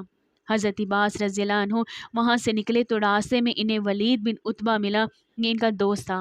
عباس رضی اللہ عنہ نے خواب اسے بیان کر دیا اور وعدہ لیا کہ کسی کو بتائے گا نہیں۔ ولید نے جا کر یہ خواب اپنے بیٹے عتبہ کو سنا دیا، اس طرح یہ خواب آگے ہی آگے چلتا رہا، یہاں تک کہ ہر طرف عام ہو گیا۔ مکہ میں اس خواب پر زور شور سے تبصرہ ہونے لگا۔ آخر 3 دن بعد وہ شخص اونٹ پر سوار مکہ میں داخل ہوا جسے حضرت ابو سفیان رضی اللہ عنہ نے بھیجا تھا۔ وہ مکہ کی وادی کے درمیان میں پہنچ کر اونٹ پر کھڑا ہو گیا اور پکارا، اے قریش، اپنے تجارتی قافلے کی خبر لو، تمہارا جو مال و دولت ابو سفیان لے کر آ رہے ہیں، اس پر محمد صلی اللہ علیہ وآلہ وسلم حملہ کرنے والے ہیں، جلدی مدد کو پہنچو۔ اس تجارتی قافلے میں سارے قریشیوں کا مال لگا ہوا تھا، چنانچہ سب کے سب جنگ کی تیاری کرنے لگے۔ جو مالدار تھے انہوں نے غریبوں کی مدد کی تاکہ زیادہ سے زیادہ افراد جنگ کے لیے جائیں۔ جو بڑے سردار تھے وہ لوگوں کو جنگ پر ابھارنے لگے۔ ایک سردار سہیل بن عمرو نے اپنی تقریر میں کہا، اے قریشیوں، کا یہ بات تم برداشت کر لو گے کہ محمد صلی اللہ علیہ وآلہ وسلم اور ان کے بے دین ساتھی تمہارے مال اور دولت پر قبضہ کر لیں؟ لہٰذا جنگ کے لیے نکلو، جس کے پاس مال کم ہو اس کے لیے میرا مال حاضر ہے۔ اس طرح سب سردار تیار ہوئے، لیکن ابو لہب نے کوئی تیاری نہ کی۔ وہ آقا کے خواب کی وجہ سے خوف زدہ ہو گیا تھا۔ وہ کہتا تھا آقا کا خواب بالکل سچا ہے اور اسی طرح ظاہر ہوگا۔ ابو لہب خود نہیں گیا، لیکن اس نے اپنی جگہ عاص بن ہشام کو 4000 درہم دے کر جنگ کے لیے تیار کیا، یعنی وہ اس کی طرف سے چلا جائے۔ ادھر خوب تیاریاں ہو رہی تھی، ادھر حضرت صلی اللہ علیہ وآلہ وسلم مدینہ منورہ سے روانہ ہوئے۔ مدینہ سے باہر بیر اتبا نامی کنویں کے پاس لشکر کو پڑاؤ کا حکم فرمایا۔ آپ صلی اللہ علیہ وآلہ وسلم نے صحابہ کرام رضی اللہ عنہ کو اس کنویں سے پانی پینے کا حکم دیا اور خود بھی پیا، یعنی آپ صلی اللہ علیہ وآلہ وسلم نے حکم دیا مسلمانوں کو گن لیا جائے۔ سب کو گنا گیا۔ آپ صلی اللہ علیہ وآلہ وسلم نے سب کا معائنہ بھی فرمایا۔ جو کم عمر تھے انہیں واپس فرما دیا۔ واپس کیے جانے والوں میں حضرت اسامہ بن زید اور رافع بن خدیجہ، برا بن عازب، اسید بن ظہیر، زید بن ارقم اور زید بن ثابت رضی اللہ عنہما شامل تھے۔ جب انہیں واپس چلے جانے کا حکم ہوا تو عمیر بن ابی وقاص رضی اللہ عنہ رونے لگے۔ آخر آپ صلی اللہ علیہ وآلہ وسلم نے انہیں اجازت دے دی، چنانچہ وہ جنگ میں شریک ہوئے۔ اس وقت ان کی عمر 16 سال تھی۔ روحہ کے مقام پر آپ صلی اللہ علیہ وآلہ وسلم نے لشکر کو گننے کا حکم دیا۔ گننے پر معلوم ہوا مجاہدین کی تعداد 313 ہے۔ آپ صلی اللہ علیہ وآلہ وسلم یہ سن کر بہت خوش ہوئے اور فرمایا یہ وہی تعداد ہے جو طالوت کے ساتھیوں کی تھی، جو ان کے ساتھ نہر تک پہنچے تھے۔ طالوت بنی اسرائیل کے ایک نیک مجاہد بادشاہ تھے۔ ان کی قیادت میں 313 مسلمانوں نے جالوت نامی کافر بادشاہ کی فوج کو شکست دی تھی۔ لشکر میں گھوڑوں کی تعداد صرف 5 تھی۔ اونٹ 70 کے قریب تھے، اس لیے ایک ایک اونٹ 3 یا 4 آدمیوں کے حصے میں دیا گیا تھا۔ آپ صلی اللہ علیہ وآلہ وسلم کے حصے میں جو اونٹ آیا اس میں 2 اور ساتھی بھی شریک تھے۔ آپ صلی اللہ علیہ وآلہ وسلم اس اونٹ پر اپنی باری کے حساب سے سوار ہوتے اور ساتھیوں کی باری پر انہیں سوار ہونے کا حکم فرماتے۔ اگرچہ وہ اپنی باری بھی آپ صلی اللہ علیہ وآلہ وسلم کو دینے کی خواہش ظاہر کرتے۔ وہ کہتے اے اللہ کے رسول صلی اللہ علیہ وآلہ وسلم، آپ صلی اللہ علیہ وآلہ وسلم سوار رہیں، ہم پیدل چل لیں گے۔ جواب میں آپ صلی اللہ علیہ وآلہ وسلم فرماتے تم دونوں پیدل چلنے میں مجھ سے زیادہ مضبوط نہیں ہو اور نہ میں تمہارے مقابلے میں اس کی رحمت سے بے نیاز ہوں، یعنی میں بھی تم دونوں کی طرح اجر کا خواہش مند ہوں۔ روحہ کے مقام پر ایک اونٹ تھک کر بیٹھ گیا۔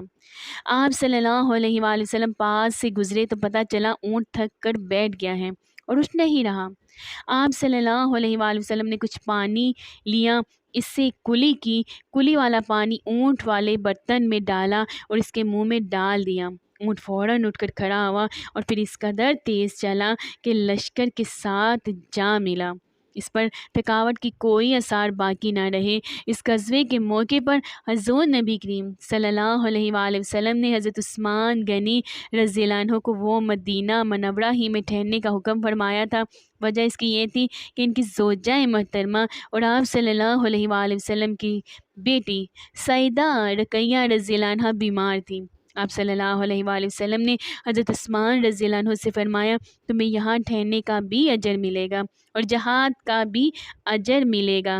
اس موقع پر آپ صلی اللہ علیہ وآلہ وسلم نے مدینہ منورہ میں حضرت ابو لبابہ رضی اللہ عنہ کو اپنا قائم مقام بنایا۔ طلحہ بن عبید اور سعید بن زید رضی اللہ عنہ کو جاسوسی کی ذمہ داری سونپی تاکہ یہ دونوں لشکر سے آگے جا کر قریش کے تجارتی قافلے کی خبر لائیں۔ نبی کریم صلی اللہ علیہ وآلہ وسلم نے انہیں مدینہ منورہ سے ہی روانہ فرما دیا تھا۔ روحہ کے مقام سے اسلامی لشکر آگے روانہ ہوا۔ عرق زبیہ کے مقام پر ایک دیہاتی ملا، اسے دشمن کے بارے میں کچھ معلوم نہ ہو سکا۔ اب لشکر پھر آگے بڑھا۔ اس طرح اسلامی لشکر زعفران کی وادی تک پہنچ گیا۔ اس جگہ آپ صلی اللہ علیہ وآلہ وسلم کو اطلاع ملی کہ قریش مکہ ایک لشکر لے کر اپنے قافلے کو بچانے کے لیے مکہ سے کوچ کر چکے ہیں۔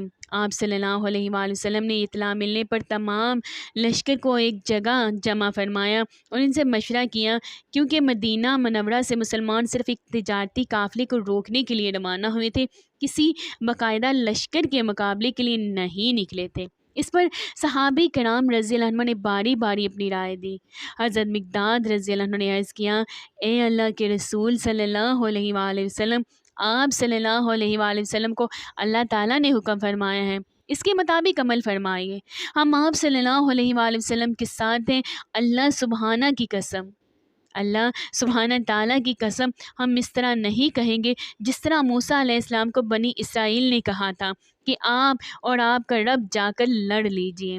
ہم تو یہیں بیٹھے ہیں، بلکہ ہم تو یہ کہتے ہیں ہم آپ صلی اللہ علیہ وآلہ وسلم کے ساتھ ہیں، ہم آپ صلی اللہ علیہ وآلہ وسلم کے آگے پیچھے اور دائیں بائیں لڑیں گے، آخر دم تک لڑیں گے۔ حضرت مقداد رضی اللہ عنہ کی تقریر سن کر آپ صلی اللہ علیہ وآلہ وسلم کا چہرہ خوشی سے چمکنے لگا، آپ صلی اللہ علیہ وآلہ وسلم مسکرانے لگے۔ حضرت مقداد رضی اللہ عنہ کو دعا دی۔ حضرت ابوبکر صدیق رضی اللہ عنہ اور حضرت عمر رضی اللہ عنہ نے بھی تقاریر کی۔ ان کی تقاریر کے بعد نبی کریم صلی اللہ علیہ وآلہ وسلم نے ان ساری حضرات کی طرف دیکھا، کیونکہ ابھی تک ان میں سے کوئی کھڑا نہیں ہوا تھا۔ اب ان ساری بھی آپ صلی اللہ علیہ وآلہ وسلم کا اشارہ سمجھ گئے، چنانچہ حضرت سعد بن معاذ رضی اللہ عنہ اٹھے اور عرض کیا، اے اللہ کے رسول صلی اللہ علیہ وآلہ وسلم، شاید آپ صلی اللہ علیہ وآلہ وسلم کا اشارہ ہماری طرف ہے، تو عرض ہے کہ ہم ایمان لا چکے ہیں، آپ صلی اللہ علیہ وآلہ وسلم کی تصدیق کر چکے ہیں اور گواہی بھی دے چکے ہیں، ہم ہر حال میں آپ صلی اللہ علیہ وآلہ وسلم کا حکم مانیں گے، ہم ہر حال میں آپ صلی اللہ علیہ وآلہ وسلم کی فرما برداری کریں گے۔ ان کی تقریر سن کر آپ صلی اللہ علیہ وآلہ وسلم کے چہرے مبارک پر خوشی کے ساتھ ظاہر ہوئے، چنانچہ آپ صلی اللہ علیہ وآلہ وسلم نے فرمایا، اب اٹھو، کوچ کرو، تمہارے لیے خوشخبری ہے، اللہ سبحانہ تعالیٰ نے مجھ سے وعدہ فرمایا ہے کہ وہ ہمیں فتح دے گا۔ زعفران کی وادی سے روانہ ہو کر آپ صلی اللہ علیہ وآلہ وسلم بدر کے مقام پر پہنچے۔ اس وقت تک قریشی لشکر بھی بدر کے قریب پہنچ چکا تھا۔ آپ صلی اللہ علیہ وآلہ وسلم نے حضرت علی رضی اللہ عنہ کو قریش کے لشکر کی خبریں معلوم کرنے کے لیے بھیجا۔ انہیں 2 ماشکی پانی بننے والے ملے، وہ قریشی لشکر کے ماشکی تھے۔ ان دونوں نے لشکر کے بارے میں کافی معلومات حاصل ہوئی، انہوں نے لشکر میں شامل بڑے بڑے سرداروں کے نام بھی بتا دیے۔ اس پر نبی کریم صلی اللہ علیہ وآلہ وسلم نے اپنے صحابہ رضی اللہ عنہ سے فرمایا، مکہ نے اپنا دل اور جگر نکال کر تمہارے مقابلے کے لیے بھیجے ہیں، یعنی اپنے تمام معزز اور بڑے بڑے لوگ بھیج دیے ہیں۔ اس دوران ابو سفیان رضی اللہ عنہ قافلے کا راستہ بدل چکے تھے اور اس طرح ان کا قافلہ بچ گیا، جبکہ اس قافلے کو بچانے کے لیے جو لشکر آیا تھا، اس سے اسلامی لشکر کا آمنا سامنا ہو گیا۔ ادھر ابو سفیان رضی اللہ عنہ نے جب دیکھا کہ قافلہ تو بچ گیا ہے، اس لیے انہوں نے ابو جہل کو پیغام بھیجا کہ واپس مکہ کی طرف لوٹ چلو، کیونکہ ہم اسلامی لشکر سے بچ کر نکل آئے ہیں۔ لیکن ابو جہل نے واپس جانے سے انکار کر دیا۔ قریشی لشکر نے بدر کے مقام پر اس جگہ پڑاؤ ڈالا جس جگہ پانی نزدیک تھا، دوسری طرف اسلامی لشکر نے جس جگہ پڑاؤ ڈالا پانی وہاں سے فاصلے پر تھا۔ اس سے مسلمانوں کو پریشانی ہوئی، تب اللہ تعالیٰ نے وہاں بارش برسا دی اور ان کی پانی کی تکلیف رفع ہو گئی، ان کی پانی کی تکلیف دور ہو گئی، جبکہ اسی بارش کی وجہ سے کافر پریشان ہوئے اور اپنے پڑاؤ سے نکلنے کے قابل نہ رہے۔ مطلب یہ کہ بارش مسلمانوں کے لیے رحمت اور کافروں کے لیے زحمت ثابت ہوئی۔ صبح ہوئی تو اللہ سبحانہ تعالیٰ نے اپنی رحمت کی تو اللہ کے رسول صلی اللہ علیہ وآلہ وسلم نے اعلان فرمایا، لوگوں نماز کے لیے تیار ہو جاؤ۔ چنانچہ صبح کی نماز ادا کی گئی۔ پھر جب آپ صلی اللہ علیہ وآلہ وسلم نے صحابہ کرام رضی اللہ عنہ کو خطبہ دیا، آپ صلی اللہ علیہ وآلہ وسلم نے ارشاد فرمایا، میں تمہیں ایسی بات کے لیے ابارتا ہوں جس کے لیے تمہیں اللہ نے ابارا ہے۔ تنگی اور سختی کے موقع پر صبر کرنے سے اللہ تعالیٰ تمام تکالیف سے بچا لیتا ہے اور تمام غموں سے بھی نجات عطا فرماتا ہے۔ اب آپ صلی اللہ علیہ وآلہ وسلم لشکر کو لے کر آگے بڑھیں۔ اور قریش سے پہلے پانی کے قریب پہنچ گئے۔ مقام بدر پر پانی کا چشمہ تھا۔ آپ صلی اللہ علیہ وآلہ وسلم کو وہاں رکتے دے کر حضرت حباب رضی اللہ عنہ نے عرض کیا، اے اللہ کے رسول صلی اللہ علیہ وآلہ وسلم، قیام کے لیے یہ جگہ مناسب نہیں ہے۔ میں اس علاقے سے اچھی طرح واقف ہوں، آپ وہاں پڑاؤ ڈالیں جو دشمن کے پانی سے قریب ترین ہوں۔ ہم وہاں ایک حوض بنا کر پانی اس میں جمع کر لیں گے، اس طرح ہمارے پاس پینے کا پانی ہوگا۔ ہم پانی کے دوسرے گڑھے اور چشمے پاٹ دیں گے، اس طرح دشمن کو پانی نہیں ملے گا۔ آپ صلی اللہ علیہ وآلہ وسلم کو ان کی رائے بہت پسند آئی۔ ایک روایت کے مطابق اسی وقت حضرت جبرائیل امین علیہ السلام اللہ تعالیٰ کا پیغام لائے اور بتایا کہ حضرت حباب رضی اللہ عنہ کی رائے بہت عمدہ ہے۔ اس رائے کے بعد آپ صلی اللہ علیہ وآلہ وسلم لشکر کو لے کر آگے بڑھے اور اس چشمے پر آگے جو اس جگہ سے قریب ترین تھا جہاں قریش نے پڑاؤ ڈالا تھا، مسلمانوں نے یہاں قیام کیا اور آپ صلی اللہ علیہ وآلہ وسلم نے انہیں دوسرے گڑھے بننے کا حکم دیا۔ پھر نبی کریم صلی اللہ علیہ وآلہ وسلم نے اس کچے کنویں پر ایک حوض بنوایا جہاں اسلامی لشکر نے پڑاؤ ڈالا تھا۔ آپ صلی اللہ علیہ وآلہ وسلم نے اس میں پانی بڑھوا دیا اور ڈول ڈلوا دیے۔ اس طرح حضرت حباب رضی اللہ عنہ کے مشورے پر عمل ہوا۔ اس کے بعد سے حضرت حباب رضی اللہ عنہ کو ذی رائے کہا جانے لگا تھا۔ اس موقع پر حضرت سعد بن معاذ رضی اللہ عنہ نے آپ صلی اللہ علیہ وآلہ وسلم سے عرض کیا، اے اللہ کے رسول صلی اللہ علیہ وآلہ وسلم، کیوں نہ ہم آپ صلی اللہ علیہ وآلہ وسلم کے لیے ایک عریش بنا دیں۔ عریش کھجور کی شاخوں اور پتوں کا ایک سائبان ہوتا ہے۔ آپ صلی اللہ علیہ وآلہ وسلم اس میں تشریف رکھیں۔ اس کے پاس آپ صلی اللہ علیہ وآلہ وسلم کی سواریاں تیار ہیں اور ہم دشمن سے جا کر مقابلہ کریں۔ نبی اکرم صلی اللہ علیہ وآلہ وسلم نے ان کا مشورہ قبول فرمایا، چنانچہ آپ صلی اللہ علیہ وآلہ وسلم کے لیے سائبان بنایا گیا۔ یہ ایک اونچے ٹیلے پر بنایا گیا تھا۔ اس جگہ سے آپ صلی اللہ علیہ وآلہ وسلم پورے میدان جنگ کا معائنہ فرما سکتے تھے۔ حضور اکرم صلی اللہ علیہ وآلہ وسلم نے وہیں کیا فرمایا۔ صحابہ رضی اللہ عنہ نے پوچھا، آپ صلی اللہ علیہ وآلہ وسلم کے ساتھ یہاں کون رہے گا تاکہ مشرکوں میں سے کوئی آپ صلی اللہ علیہ وآلہ وسلم کے قریب نہ آ سکے؟ حضرت علی رضی اللہ عنہ کہتے ہیں، اللہ کی قسم، یہ سن کر ہم میں سے ابو بکر صدیق رضی اللہ عنہ آگے بڑھے اور اپنی تلوار کا سایہ آپ صلی اللہ علیہ وآلہ وسلم کے سر پر کرتے ہوئے بولے، جو شخص بھی آپ صلی اللہ علیہ وآلہ وسلم کی طرف بڑھنے کی جرأت کرے گا، اس سے پہلے اس تلوار سے نپٹنا پڑے گا۔ حضرت ابو بکر صدیق رضی اللہ عنہ کے ان جرأت مندانہ الفاظ کی بنیاد پر حضور صلی اللہ علیہ وآلہ وسلم نے انہیں سب سے بہادر شخص قرار دیا۔ یہ بات جنگ شروع ہونے سے پہلے کی ہے۔ جب جنگ شروع ہوئی تو خود حضرت علی رضی اللہ عنہ بھی اس سائبان کے دروازے پر کھڑے تھے اور حضرت سعد بن معاذ رضی اللہ عنہ بھی انصاری صحابہ کے ایک دستے کے ساتھ وہاں موجود تھے اور حضرت ابو بکر صدیق رضی اللہ عنہ اندر آپ صلی اللہ علیہ وآلہ وسلم کی حفاظت پر مامور تھے۔ اسی طرح صبح ہوئی، پھر قریشی لشکر ریت کے ٹیلے کے پیچھے سے نمودار ہوا۔ اس سے پہلے حضور اکرم صلی اللہ علیہ وآلہ وسلم نے کچھ مشرکوں کے نام لے کر فرمایا کہ فلاں اس جگہ قتل ہوگا، فلاں اس جگہ قتل ہوگا۔ حضرت انس رضی اللہ عنہ، حضرت انس بن مالک رضی اللہ عنہ فرماتے ہیں کہ جن لوگوں کا نام لے کر حضور اکرم صلی اللہ علیہ وآلہ وسلم نے فرمایا تھا کہ اس جگہ قتل ہوگا، وہ بالکل وہیں قتل ہوئے، ایک انچ بھی ادھر ادھر پڑے نہیں پائے گئے۔ حضور نبی کریم صلی اللہ علیہ وآلہ وسلم نے دیکھا کہ قریش کا لشکر لوہے کا لباس پہنے ہوئے ہے اور ہتھیاروں سے خوب لیس بڑھا چلا آ رہا ہے۔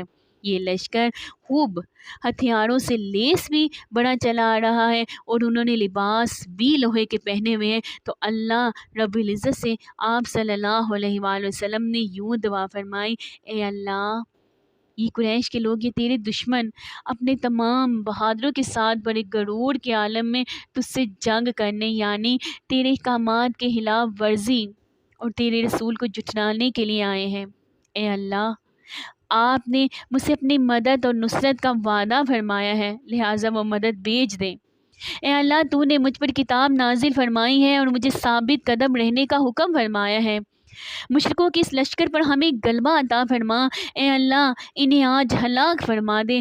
ایک اور روایت میں آپ صلی اللہ علیہ وآلہ وسلم کی دعا میں یہ الفاظ بھی آئے ہیں، اے اللہ اس امت کے فرعون ابو جہل کو کہیں پناہ نہ دے، ٹھکانہ نہ دے۔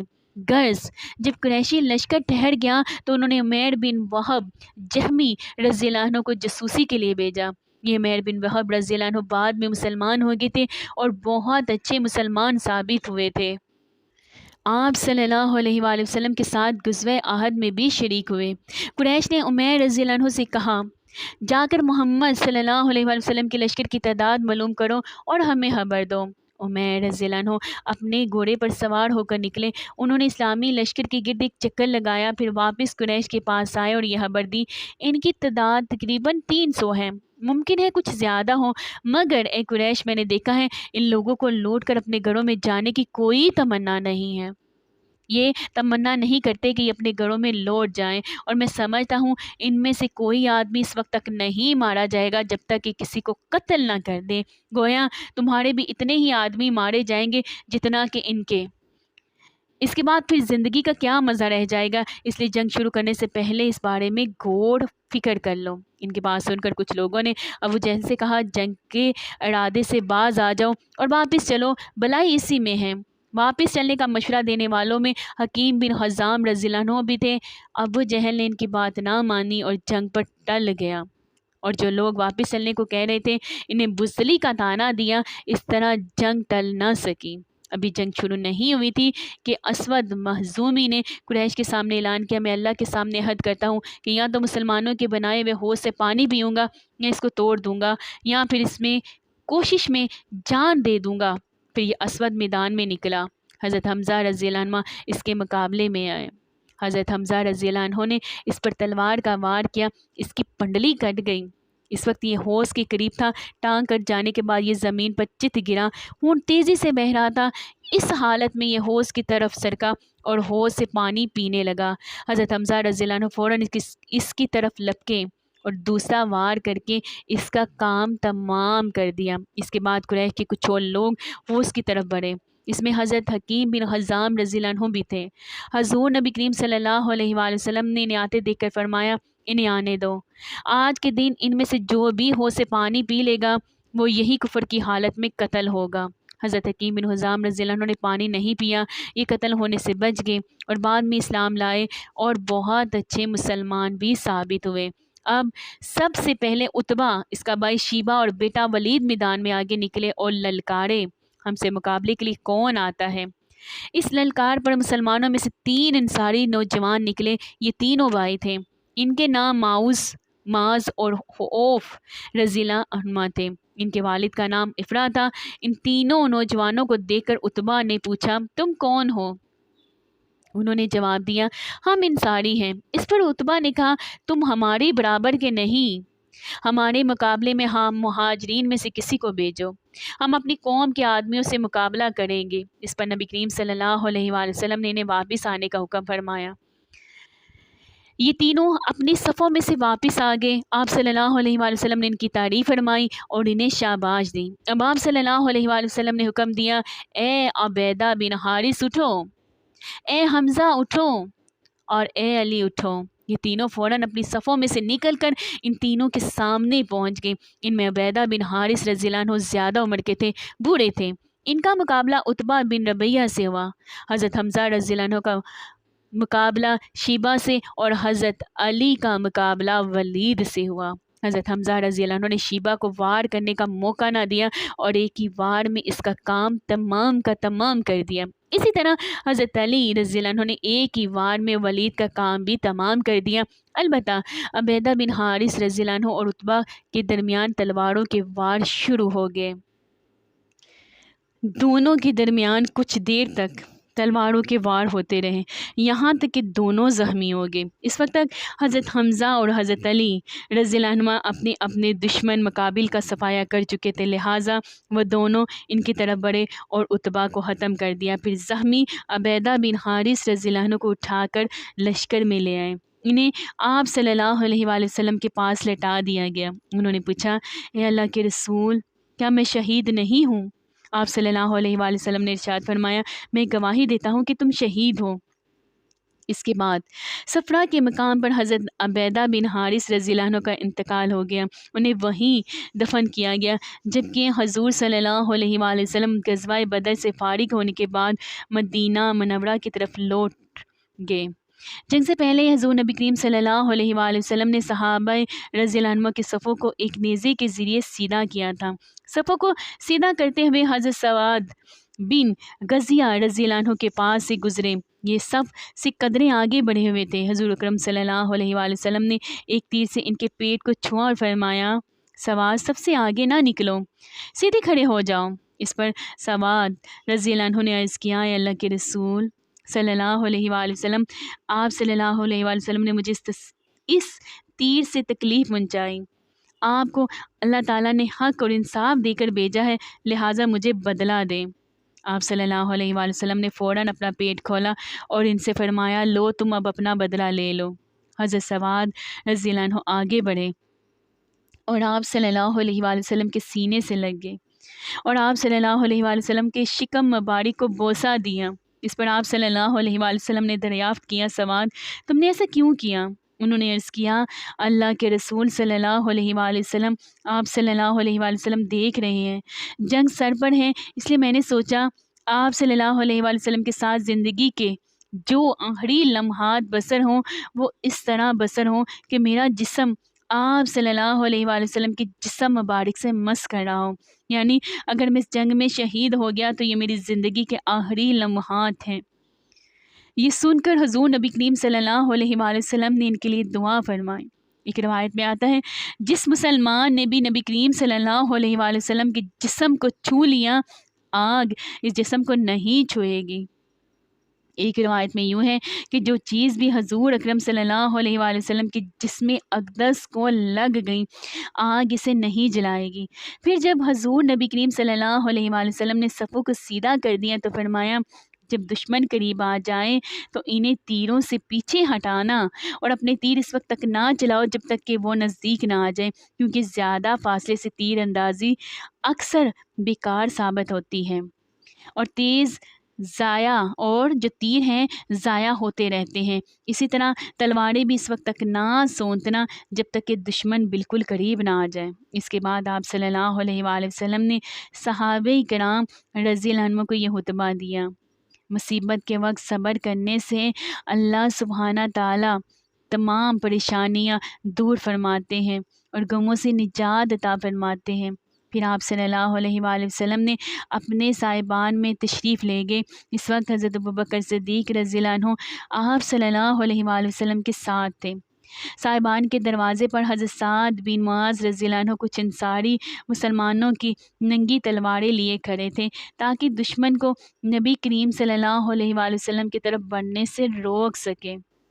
آپ صلی اللہ علیہ وآلہ وسلم کے لیے وہاں سواریاں بھی موجود تھیں تاکہ ضرورت کے وقت آپ صلی اللہ علیہ وآلہ وسلم سوار ہو سکے۔ مسلمانوں میں سب سے پہلے مصعب رضی اللہ عنہ آگے بڑھے۔ یہ حضرت عمر رضی اللہ عنہ کے غلام تھے۔ عامر بن حضرمی نے انہیں تیر مار کر شہید کر دیا۔ ادھر نبی کریم صلی اللہ علیہ وآلہ وسلم اپنے صاحبان میں اللہ تعالیٰ کے حضور سجدے میں گرے اور یوں دعا کی، ہے اللہ، آج اگر مومنوں کی جماعت ہلاک ہو گئی تو پھر تیری عبادت کرنے والا کوئی نہیں رہے گا۔ پھر حضور اقدس صلی اللہ علیہ وآلہ وسلم اپنے صاحبان سے نکل کر صحابہ کے درمیان تشریف لائے اور انہیں جنگ پر ابھارنے کے لیے فرمایا، قسم ہے اس ذات کی جس کے قبضے میں محمد صلی اللہ علیہ وآلہ وسلم کی جان ہے، جو شخص بھی آج ان مشرکوں کے مقابلے میں صبر اور ہمت کے ساتھ لڑے گا، ان کے سامنے سینہ تانے جمع رہے گا اور پیٹھ نہیں پھیرے گا، اللہ تعالیٰ اسے جنت میں داخل کرے گا۔ حضرت عمیر بن حمام رضی اللہ عنہ اس وقت کھجوریں کھا رہے تھے۔ یہ الفاظ سن کر کھجوریں ہاتھ سے گرا دی اور بولے، واہ واہ، تو میرے اور جنت کے درمیان صرف اتنا فاصلہ ہے کہ ان کافروں میں سے کوئی مجھے قتل کر دے۔ یہ کہتے ہی تلوار سونت کر دشمنوں سے بڑھ گئے اور لڑتے لڑتے شہید ہو گئے۔ حضرت عوف بن افرا رضی اللہ عنہ نے آپ صلی اللہ علیہ وآلہ وسلم سے پوچھا، اے اللہ کے رسول صلی اللہ علیہ وآلہ وسلم، بندے کے کس عمل پر اللہ عز و جل کو ہنسی آتی ہے، یعنی اس کے کون سے عمل سے اللہ سبحانہ تعالیٰ خوش ہوتے ہیں۔ جواب میں آپ صلی اللہ علیہ وآلہ وسلم نے فرمایا، جب کوئی مجاہد زرع بختر پہنے بغیر دشمنوں پر حملہ آور ہو۔ یہ سنتے ہی انہوں نے اپنے جسم پر سے زرع بختر اتار کر پھینک دی اور تلوار سونت کر دشمن پر ٹوٹ پڑے، یہاں تک کہ لڑتے لڑتے شہید ہو گئے۔ حضرت موبد بن وہب رضی اللہ عنہ دونوں ہاتھوں میں تلوار لے کر جنگ میں شریک ہوئے۔ یہ نبی کریم صلی اللہ علیہ وآلہ وسلم کے ہم زلف تھے، یعنی ام المومنین حضرت سودا رضی اللہ عنہ کے بہن کے خاوند تھے۔ جنگ کے دوران حضور نبی کریم صلی اللہ علیہ وآلہ وسلم نے ایک مٹھی کنکریوں کی اٹھائی اور مشرکوں پر پھینک دی۔ ایسا کرنے کے لیے حضور صلی اللہ علیہ وآلہ وسلم کو حضرت جبرائیل امین علیہ السلام نے کہا تھا۔ کنکریوں کو مٹھی میں پھینکتے وقت حضور صلی اللہ علیہ وآلہ وسلم نے ارشاد فرمایا، یہ چہرے خراب ہو جائیں۔ ایک روایت کے مطابق یہ الفاظ آئے ہیں، اے اللہ ان کے دلوں کو خوف سے بھر دے، ان کے پاؤں اکھاڑ دے۔ اللہ کے حکم اور حضور صلی اللہ علیہ وآلہ وسلم کی دعا سے کوئی کافر ایسا نہ بچا جس پر وہ کنکریاں نہ پڑی ہوں۔ ان کنکریوں نے کافروں کو بدحواس کر دیا۔ آخر نتیجہ یہ نکلا کہ وہ شکست کھا کر بھاگے۔ مسلمان ان کا پیچھا کرنے لگے، انہیں قتل اور گرفتار کرنے لگے۔ کنکریوں کی مٹھی کے بارے میں اللہ سبحانہ تعالیٰ نے قرآن کریم میں ارشاد فرمایا ہے، اور اے نبی، کنکریوں کی مٹھی آپ نے نہیں بلکہ ہم نے پھینکی تھی۔ حضور نبی کریم صلی اللہ علیہ وآلہ وسلم نے کافروں کے شکست کھا جانے کے بعد اعلان فرمایا، مسلمانوں میں جس نے جس کافر کو مارا اس کا سامان اسی مسلمان کا ہے، اور جس مسلمان نے جس کافر کو گرفتار کیا وہ اسی مسلمان کا قیدی ہے۔ وہ کافر جو بھاگ کر نہ جا سکے انہیں گرفتار کر لیا گیا۔ اس جنگ میں حضرت ابو عبیدہ بن الجرح رضی اللہ عنہ نے اپنے باپ کو قتل کیا۔ پہلے خود باپ نے بیٹے پر وار کیا تھا، لیکن یہ وار حضرت ابو عبیدہ رضی اللہ عنہ بچا گئے اور خود اس پر وار کیا جس سے وہ مارا گیا۔ اس پر اللہ تعالیٰ نے یہ آیت نازل فرمائی، جو لوگ اللہ پر اور قیامت کے دن پر پورا ایمان رکھتے ہیں، آپ انہیں نہ دیکھیں گے کہ ایسے شخصوں سے دوستی رکھتے ہیں جو اللہ اور رسول کے خلاف ہیں، اگرچہ وہ ان کے بیٹے یا بھائی یا خاندان میں سے ہی کیوں نہ ہوں۔ اس جنگ میں حضرت عبد الرحمن بن عوف رضی اللہ عنہ نے امیہ بن خلف اور اس کے بیٹے کو قیدی بنایا۔ اسلام سے پہلے مقامی شخص حضرت عبد الرحمن بن عوف رضی اللہ عنہ کا دوست رہا تھا، اور یہی وہ امیہ بن خلف تھا جو حضرت بلال رضی اللہ عنہ پر بے تحاشا ظلم کرتا رہتا تھا۔ حضرت عبد الرحمن بن عوف رضی اللہ عنہ ان دونوں کو لیے میدان جنگ سے گزر رہے تھے کہ حضرت بلال رضی اللہ عنہ کی نظر امیہ بن خلف پر پڑ گئی۔ حضرت بلال رضی اللہ عنہ اسے دیکھ کر بلند آواز میں پکارے، کافروں کا سردار امیہ بن خلف یہ رہا، اگر امیہ بچ گیا تو سمجھو میں نہیں بچا۔ حضرت عبد الرحمن بن عوف رضی اللہ عنہ کو امیہ اپنے بیٹے کے ساتھ ادھر ادھر بھاگتا نظر آیا تھا۔ حضرت عبد الرحمن بن عوف رضی اللہ عنہ کے ہاتھ میں کئی زرہیں تھیں۔ یہ مال غنیمت میدان جنگ سے ملا تھا، لیکن جو ہی انہیں امیہ اور اس کا بیٹا نظر آیا انہوں نے زرہیں گرا دی اور ان دونوں کو پکڑ لیا۔ اس طرح یہ دونوں اب ان کے قیدی بن گئے۔ یہ انہیں لیے جا رہے تھے کہ حضرت بلال رضی اللہ عنہ نے انہیں دیکھ لیا اور پکارنے لگے، یہ رہا امیہ بن خلف۔ حضرت بلال رضی اللہ عنہ کے الفاظ سنتے ہی حضرت عبد الرحمن بن عوف رضی اللہ عنہ نے کہا، لیکن یہ دونوں میرے قیدی ہیں۔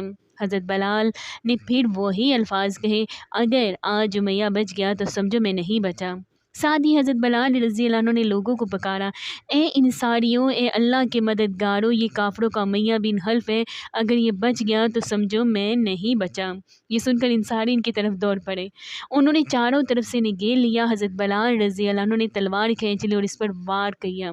حضرت عبد الرحمن بن عوف رضی اللہ عنہ نے امیہ کو بچانے کے لیے اس کے بیٹے کو آگے کر دیا۔ امیہ جاہلیت کے زمانے میں ان کا دوست تھا، اسی دوستی کے ناطے حضرت عبد الرحمن بن عوف رضی اللہ عنہ نے اسے قتل ہونے سے بچانا چاہتے تھے۔ ادھر حضرت بلال رضی اللہ عنہ پر اس کی قتل کی دھن پوری طرح سوار تھی۔ حضرت بلال رضی اللہ عنہ کی تلوار امیہ کے بیٹے کو لگی اور وہ زخمی ہو کر گرا۔ اسے گرتا دیکھ کر امیہ بھیانک انداز میں چیخا۔ یہ چیخ ہر درجے خوفناک اور ہولناک تھی۔ ساتھ ہی تلواریں بلند ہوئی اور امیہ کے جسم میں اتر گئیں۔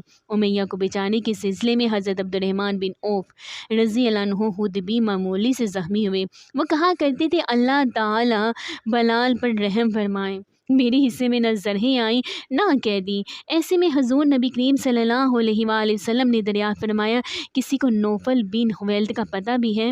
جواب میں حضرت علی رضی اللہ عنہ نے عرض کیا، اللہ کے رسول صلی اللہ علیہ وآلہ وسلم، اسے میں نے قتل کیا ہے۔ یہ سن کر آپ صلی اللہ علیہ وآلہ وسلم نے ارشاد فرمایا، اللہ اکبر، اللہ کا شکر ہے جس نے اس شخص کے بارے میں میری دعا قبول فرمائی۔ جنگ شروع ہونے سے پہلے اس نوفل بن حویلد نے بلند آواز میں کہا تھا، اے گروہ قریش، آج کا دن عزت اور سربلندی کا دن ہے۔ اس کی بات سن کر آپ صلی اللہ علیہ وآلہ وسلم نے فرمایا تھا، اے اللہ، نوفل بن حویلد کا انجام مجھے دکھا۔ اس کے بعد رسول اللہ صلی اللہ علیہ وآلہ وسلم نے حکم دیا، قتل ہونے والے کافروں میں ابو جہل کی لاش کو تلاش کیا جائے۔ ابو جہل نے جنگ شروع ہونے سے پہلے کہا تھا، اے اللہ، دونوں دینوں یعنی اسلام اور کفار کے خود ساختہ دین میں جو دین تیرے نزدیک افضل اور پسندیدہ ہوں، اسی کی مدد فرما اور اسی کو نصرت عطا فرما۔ حضرت معاذ بن عمرو جموع رضی اللہ عنہ، جو اس جنگ کے دوران کم سن صحابہ میں شمار ہوتے تھے، کہتے ہیں کہ جنگ کے دوران میں نے دیکھا ہے کہ ابو جہل کو اس کے بہت سے ساتھی حفاظت کے لیے گھیرے میں لیے ہوئے ہیں۔ وہ کہہ رہے تھے، اے ابو الحکم، یعنی ابو جہل کی کنیت تھی یہ، تم تک کوئی نہیں پہنچ پائے گا۔ جب میں نے ان کی یہ بات سنی تو ابو جہل کی طرف بڑھا اور اس پر تلوار کا ایک ہاتھ مارا اور اس وار سے اس کی پنڈلی کٹ گئی۔ ابو جہل کے بیٹے حضرت کرمہ رضی اللہ عنہ باپ کی مدد کے لیے بڑھے۔ یہ حضرت کرمہ رضی اللہ عنہ فتح مکہ کے موقع پر مسلمان ہوئے تھے۔ انہوں نے مجھ پر تلوار کا وار کیا، اس سے میرا بازو کٹ گیا، صرف تھوڑی سی کھال کے ساتھ بازو اٹکا رہ گیا۔ میں جنگ میں مصروف رہا، لیکن لٹکنے والے ہاتھ کی وجہ سے لڑنا مشکل ہو رہا تھا۔ میں تمام دن لڑتا رہا اور وہ بازو لٹکتا رہا۔ آخر جب اس کی وجہ سے رکاوٹ زیادہ ہونے لگی تو میں نے اپنا پاؤں اس پر رکھ کر جھٹکا دیا، اس سے وہ کھال بھی کٹ گئی۔ میں نے اپنے بازو کو اٹھا کر پھینک دیا۔ ابو جہل زخمی حالت میں تھا کہ اس دوران اس کے پاس معوذ بن عفرہ رضی اللہ عنہ گزرے۔ انہوں نے اس پر وار کیا، اس وار سے وہ گر گیا اور وہ اسے مردہ سمجھ کر آگے بڑھ گئے، لیکن وہ ابھی وہ مردود زندہ تھا۔ حضرت معوذ رضی اللہ عنہ جنگ کرتے آگے بڑھتے چلے گئے، یہاں تک کہ شہید ہو گئے۔ اتنے میں زخموں سے چور ابو جہل کے پاس سے حضرت عبداللہ بن مسعود رضی اللہ عنہ کا گزر ہوا۔ انہوں نے اپنا پیر اس کی گردن پر رکھ کر کہا، اے اللہ کے دشمن، کیا تجھے اللہ نے رسوا نہیں کر دیا؟ اس کے بعد حضرت عبداللہ بن مسعود رضی اللہ عنہ نے اس کا سر تن سے جدا کر دیا۔ پھر حضور نبی کریم صلی اللہ علیہ وآلہ وسلم کی خدمت میں حاضر ہوئے اور عرض کیا، اے اللہ کے رسول صلی اللہ علیہ وآلہ وسلم، میں نے ابو جہل کو قتل کیا ہے۔ آپ صلی اللہ علیہ وآلہ وسلم نے فرمایا، برتری ذات باری تعالیٰ کے لیے ہے جس کے سوا کوئی معبود نہیں۔ آپ صلی اللہ علیہ وآلہ وسلم نے یہ کلمہ 3 بار دہرایا۔ پھر آپ صلی اللہ علیہ وآلہ وسلم نے ابو جہل کی تلوار حضرت عبداللہ بن مسعود رضی اللہ عنہ کو عطا فرما دی۔ خوبصورت اور قیمتی تلوار پر چاندی کا کام کیا گیا تھا۔ بدر کی جنگ میں اللہ سبحانہ تعالیٰ نے فرشتوں کے ذریعے بھی مدد فرمائی تھی۔ اس روز حضرت زبیر بن عوام رضی اللہ عنہ نے نہایت سرفروشی سے جنگ کی، ان کے جسم پر بہت بڑے بڑے زخم آئے۔ اس جنگ میں حضرت عکاشہ بن محسن رضی اللہ عنہ کی تلوار لڑتے لڑتے ٹوٹ گئی تو نبی کریم صلی اللہ علیہ وآلہ وسلم نے انہیں کھجور کی چھڑی عنایت فرمائی۔ وہ چھڑی ان کے ہاتھ میں آتے ہی معجزاتی طور پر ایک چمکدار تلوار بن گئی۔ سبحان اللہ۔ حضرت عکاشہ رضی اللہ عنہ اس تلوار سے لڑتے رہے یہاں تک کہ اللہ تعالیٰ نے مسلمانوں کو فتح عطا فرمائی۔ اس تلوار کا نام اون رکھا گیا۔ یہ تلوار تمام غزوات میں حضرت عکاشہ رضی اللہ عنہ کے پاس رہی اور اسی تلوار سے وہ جنگ کیا کرتے تھے۔ ان کے انتقال کے بعد یہ تلوار ان کی اولاد کو وراثت میں ملی اور ایک سے دوسرے کے پاس یہ تلوار پہنچتی رہی اور وراثت میں ایک دوسرے کو ملتی رہی۔ اسی طرح حضرت سلمہ بن اسلم رضی اللہ عنہ کی تلوار بھی ٹوٹ گئی۔ حضرت نبی کریم صلی اللہ علیہ وآلہ وسلم نے انہیں کھجور کی جڑ عطا فرمائی، فرمایا اس سے لڑو۔ انہوں نے جو ہی اس جڑ کو ہاتھ میں لیا وہ ایک نہایت بہترین اور خوبصورت تلوار بن گئی اور اس غزوے کے بعد ان کے پاس ہی رہی۔ حضرت حبیب بن عبد الرحمن رضی اللہ عنہ بیان کرتے ہیں کہ ایک کافر نے میرے دادا پر تلوار کا وار کیا، اس وار میں ان کی ایک پسلی الگ ہو گئی۔ حضور نبی کریم صلی اللہ علیہ وآلہ وسلم نے لعاب دہن لگا کر ٹوٹی پسلی اس جگہ رکھ دی۔ وہ پسلی اپنی جگہ پر اسی طرح جم گئی جیسے ٹوٹی ہی نہیں تھی۔ سبحان اللہ۔ نبی کریم مصطفیٰ صلی اللہ علیہ وآلہ وسلم کے لعاب دہن لگانے سے ٹوٹی پسلی اپنی جگہ پر جب رکھ دی تو وہ اللہ کے فضل و کرم سے جم گئی، ایسے جیسے ٹوٹی ہی نہیں تھی۔ سبحان اللہ، کتنے معجزات اس جنگ میں ہوئے۔ حضرت رفع بن مالک رضی اللہ عنہ کہتے ہیں کہ ایک تیر میری آنکھ میں آ کر لگا، میری آنکھ پھوٹ گئی۔ میں اسی حالت میں نبی کریم مصطفیٰ صلی اللہ علیہ وآلہ وسلم کی خدمت اقدس میں حاضر ہوا۔ آپ صلی اللہ علیہ وآلہ وسلم نے میری آنکھ میں اپنا لعاب دہن ڈال دیا، آنکھ اسی وقت ٹھیک ہو گئی اور زندگی بھر اس آنکھ میں کبھی مجھے کوئی تکلیف نہیں رہی۔ سبحان اللہ۔ اب آپ صلی اللہ علیہ وآلہ وسلم نے حکم فرمایا کہ مشرکوں کی لاشوں کو ان کی جگہوں سے اٹھا لیا جائے، اور جہاں جہاں ان کے قتل ہونے کی نشاندہی کی گئی تھی، حضرت عمر رضی اللہ عنہ فرماتے ہیں کہ نبی کریم صلی اللہ علیہ وآلہ وسلم نے جنگ سے ایک دن پہلے ہی ہمیں بتا دیا تھا کہ انشاءاللہ کل یہ عتبہ بن ربیہ کی قتل کی جگہ ہوں گی، یہ شیبہ بن ربیہ کی قتل کی جگہ ہوں گی، یہ امیہ بن خلف کی قتل کی جگہ ہوگی۔ آپ صلی اللہ علیہ وآلہ وسلم نے اپنے دست مبارک سے ان جگہوں کی نشاندہی فرمائی تھی۔ اب جب لاشیں جمع کرنے کا حکم ملا اور صحابہ لاشوں کی تلاش میں نکلے تو کافروں کی لاشیں بالکل انہی جگہوں پر ملی جس جگہ پر نبی کریم مصطفیٰ صلی اللہ علیہ وآلہ وسلم نے ایک دن پہلے ہی ارشاد فرما دیا تھا۔ سبحان اللہ۔ حضور اکرم صلی اللہ علیہ وآلہ وسلم نے ان تمام لاشوں کو ایک گڑھے میں ڈالنے کا حکم فرمایا۔ جب تمام مشرکوں کو گڑھے میں ڈال دیا گیا تو حضور نبی کریم صلی اللہ علیہ وآلہ وسلم نے اس گڑھے کے کنارے پر آ کھڑے ہوئے۔ وہ وقت رات کا تھا۔ بخاری اور مسلم شریف کی روایت میں ہے کہ جب نبی کریم صلی اللہ علیہ وآلہ وسلم کی غزوے میں فتح حاصل ہوتی تو آپ صلی اللہ علیہ وآلہ وسلم اسی مقام پر 3 رات قیام فرمایا کرتے تھے۔ تیسرے دن آپ صلی اللہ علیہ وآلہ وسلم نے لشکر کو تیاری کا حکم دیا۔ وہاں سے کوچ کرتے وقت آپ صلی اللہ علیہ وآلہ وسلم صحابہ کرام رضی اللہ عنہ کے ساتھ اس گڑھے کے کنارے کھڑے ہو کر ان لاشوں سے مخاطب ہوئے اور فرمایا، اے فلاں بن فلاں اور اے فلاں بن فلاں، کیا تم نے دیکھ لیا کہ اللہ سبحانہ تعالیٰ اور اس کے رسول صلی اللہ علیہ وآلہ وسلم کا وعدہ کتنا سچا تھا؟ میں نے تو اس وعدے کو سچ پایا جو اللہ سبحانہ تعالیٰ نے مجھ سے فرمایا تھا۔ آپ صلی اللہ علیہ وآلہ وسلم نے لوگوں کے نام بھی لیے، مثلا فرمایا، اے عتبہ بن ربیہ، اے شیبہ بن ربیہ، اے امیہ بن خلف اور اے ابو جہل بن خشام، تم لوگ نبی کا خاندان ہوتے ہوئے بہت برے ثابت ہوئے ہو۔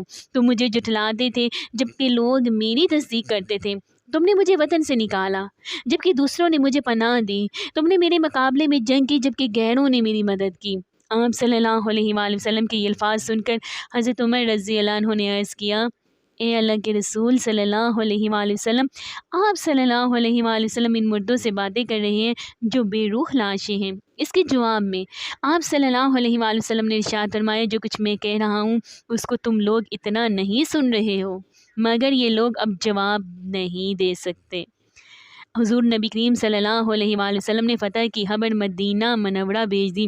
مدینہ منورہ میں فتح کی خبر حضرت زید بن حارثہ رضی اللہ عنہ لائے تھے۔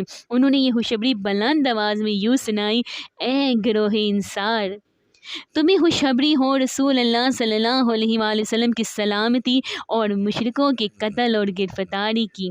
قریشی سرداروں میں سے فلاں فلاں قتل اور فلاں فلاں گرفتار ہو گئے ہیں۔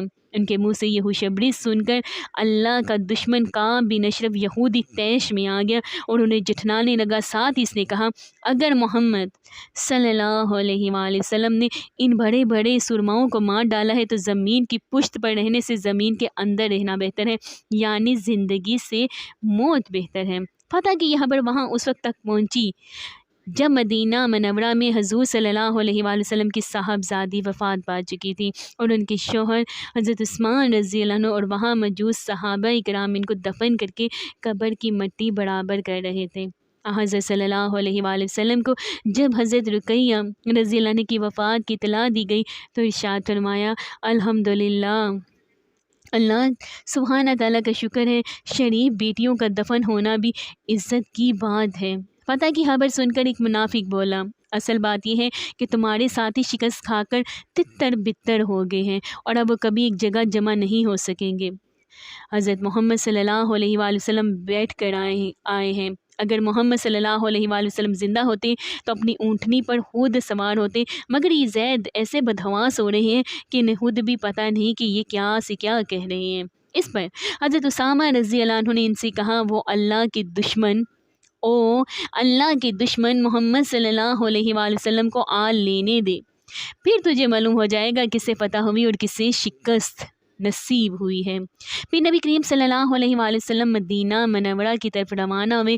راستے میں صفرا کی گھاٹی میں پہنچے تو اس جگہ آپ صلی اللہ علیہ وآلہ وسلم نے مال غنیمت تقسیم فرمایا۔ اس مال میں سے 150 اونٹ اور 10 گھوڑے تھے۔ اس کے علاوہ ہر قسم کا سامان، ہتھیار، کپڑے اور بے شمار کھالے، اون وغیرہ بھی اس مال غنیمت میں شامل تھا۔ یہ چیزیں مشرک تجارت کے لیے ساتھ لے آئے تھے۔ اس موقع پر آپ صلی اللہ علیہ وآلہ وسلم نے اعلان فرمایا، جس شخص نے کسی مشرک کا قتل کیا اس مشرک کا سامان اسی کو ملے گا، اور جس نے کسی مشرک کو گرفتار کیا وہ اسی کا قیدی ہوگا۔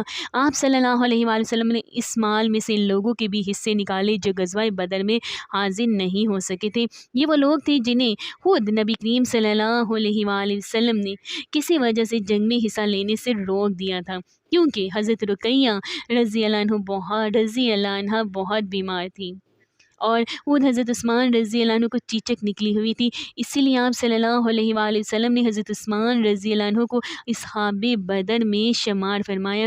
اسی طرح حضرت ابو لبابہ رضی اللہ عنہ تھے، انہیں خود آپ صلی اللہ علیہ وآلہ وسلم نے مدینہ والوں کے پاس بطور محافظ چھوڑا تھا، اور حضرت عاصم بن عدی رضی اللہ عنہ کو آپ صلی اللہ علیہ وآلہ وسلم نے قبا اور عالیہ والوں کے پاس چھوڑا تھا۔ اسی طرح حضور نبی کریم صلی اللہ علیہ وآلہ وسلم نے ان لوگوں کا بھی حصہ نکالا جنہیں جاسوسی کے گھر سے بھیجا گیا تھا تاکہ وہ دشمن کی خبر لائیں۔ یہ لوگ اس وقت واپس لوٹے تھے جب جنگ ختم ہو چکی تھی۔ اسی مقام پر آپ صلی اللہ علیہ وآلہ وسلم نے قریش کی قیدیوں میں سے نضر بن حارث کو قتل کرنے کا حکم فرمایا تھا۔ یہ شخص قرآن کریم اور حضرت مصطفیٰ صلی اللہ علیہ وآلہ وسلم کے بارے میں بہت سخت الفاظ استعمال کرتا تھا۔ اسی طرح کچھ آگے چل کر آپ صلی اللہ علیہ وآلہ وسلم نے عقبہ بن ابی معیط کے قتل کا حکم فرمایا۔ یہ بھی بہت فتنہ پرور تھا، اس نے ایک بار آپ صلی اللہ علیہ وآلہ وسلم کے چہرے انور پر تھوکنے کی کوشش بھی کی تھی، اور ایک بار حضور نبی کریم صلی اللہ علیہ وآلہ وسلم کو نماز میں سجدے کی حالت میں دیکھ کر اس نے آپ صلی اللہ علیہ وآلہ وسلم کی گردن پر اونٹ کی اوج لا کر یعنی کہ اجری لا کر رکھ دی تھی۔ حضور صلی اللہ علیہ وآلہ وسلم نے ارشاد فرمایا تھا، مکہ سے باہر میں جب بھی تجھ سے ملوں گا تو اس حالت میں ملوں گا کہ تلوار سے تیرا سر قلم کر دوں گا۔ اس کے بعد حضور نبی کریم صلی اللہ علیہ وآلہ وسلم آگے روانہ ہوئے اور پھر مدینہ منورہ کے قریب پہنچ گئے۔ یہاں لوگ مدینہ منورہ سے باہر نکل آئے تھے تاکہ نبی کریم مصطفیٰ صلی اللہ علیہ وآلہ وسلم اور مسلمانوں کا استقبال کر سکیں اور فتح کی مبارکباد بھی دے سکیں۔ پھر آپ صلی اللہ علیہ وآلہ وسلم مدینہ منورہ میں داخل ہوئے تو شہر کی بچیوں نے دف بجا کر استقبال کیا۔ وہ اس وقت یہ گیت گا رہی تھی، ہمارے سامنے 14ویں کا چاند طلوع ہوا ہے، اس نعمت کے بدلے میں ہم پر ہمیشہ اللہ سبحانہ تعالیٰ کا شکر ادا کرنا واجب ہے۔ دوسری طرف مکہ معظمہ میں قریش کی شکست کی خبر پہنچی۔ خبر لانے والے نے پکار کر کہا، لوگوں، عتبہ اور شیبہ قتل ہو گئے، اور ابو جہل اور امیہ بھی قتل ہو گئے، اور قریش کے سرداروں میں سے فلاں فلاں بھی قتل ہو گئے، فلاں فلاں گرفتار کر لیے گئے۔ یہ خبر وحشت ناک تھی۔ خبر سن کر ابو لہب کسٹا ہوا باہر آیا۔ اسی وقت ابو سفیان بن حارث رضی اللہ عنہ وہاں پہنچے، جو حضور صلی اللہ علیہ وآلہ وسلم کے چچا زاد بھائی تھے اور اس وقت تک مسلمان نہیں ہوئے تھے۔ یہ بدر میں مشرکین کی طرف سے شریک ہوئے تھے۔ ابو لہب نے انہیں دیکھتے ہی پوچھا، میرے نزدیک اور سناؤ کیا خبر ہے؟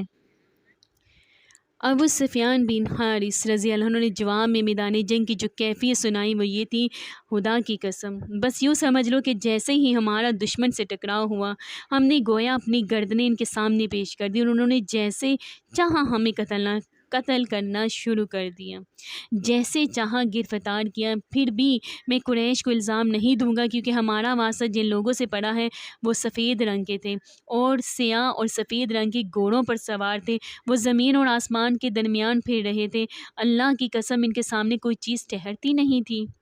ابو رافع رضی اللہ عنہ کہتے ہیں، یہ سنتے ہی میں نے کہا، تب تو خدا کی قسم وہ فرشتہ تھے۔ میری بات سنتے ہی ابو لہب غصے میں آ گیا اور اس نے پوری طاقت سے تھپڑ میرے منہ پر دے مارا، پھر مجھے اٹھا کر پٹخ دیا اور میرے سینے پر چڑھ کر مجھے بے تحاشا مارنے لگا۔ وہاں میری مالکن یعنی ام فضل بھی موجود تھی۔ انہوں نے ایک لکڑی کا پایا اٹھا کر اتنے زور سے ابو لہب کو مارا کہ اس کا سر پھٹ گیا۔ ساتھ ہی ام فضل نے سخت لہجے میں کہا، تو اسے اس لیے کمزور سمجھ کر مار رہا ہے، اس کا آقا یہاں موجود نہیں۔ اس طرح ابو لہب ذلیل ہو کر وہاں سے رخصت ہوا۔ جنگ بدر میں اس قدر ذلت آمیز شکست کے بعد ابو لہب 7 روز سے زیادہ زندہ نہ رہا۔ طاعون میں مبتلا ہو کر وہ مر گیا۔ اسے دفن کرنے کی جرات بھی کوئی نہیں کر رہا تھا۔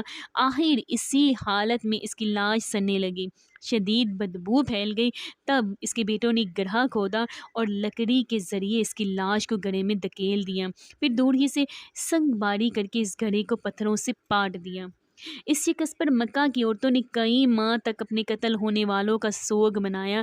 جنگ میں اسود بن زمع نامی کافر کی 3 اولادیں ہلاک ہوئی۔ یہ وہ شخص تھا کہ مکہ میں جب حضور نبی کریم صلی اللہ علیہ وآلہ وسلم کو دیکھتا تھا تو آپ صلی اللہ علیہ وآلہ وسلم کا مذاق اڑایا کرتا تھا اور کہا کرتا تھا، لوگوں دیکھو تو تمہارے سامنے روئے زمین کے بادشاہ پھر رہے ہیں، جو کیسر و کسریٰ کے مالکوں کو جو کیسر و کسریٰ کے ملکوں کو فتح کریں گے، مالکوں کو مار دیں گے۔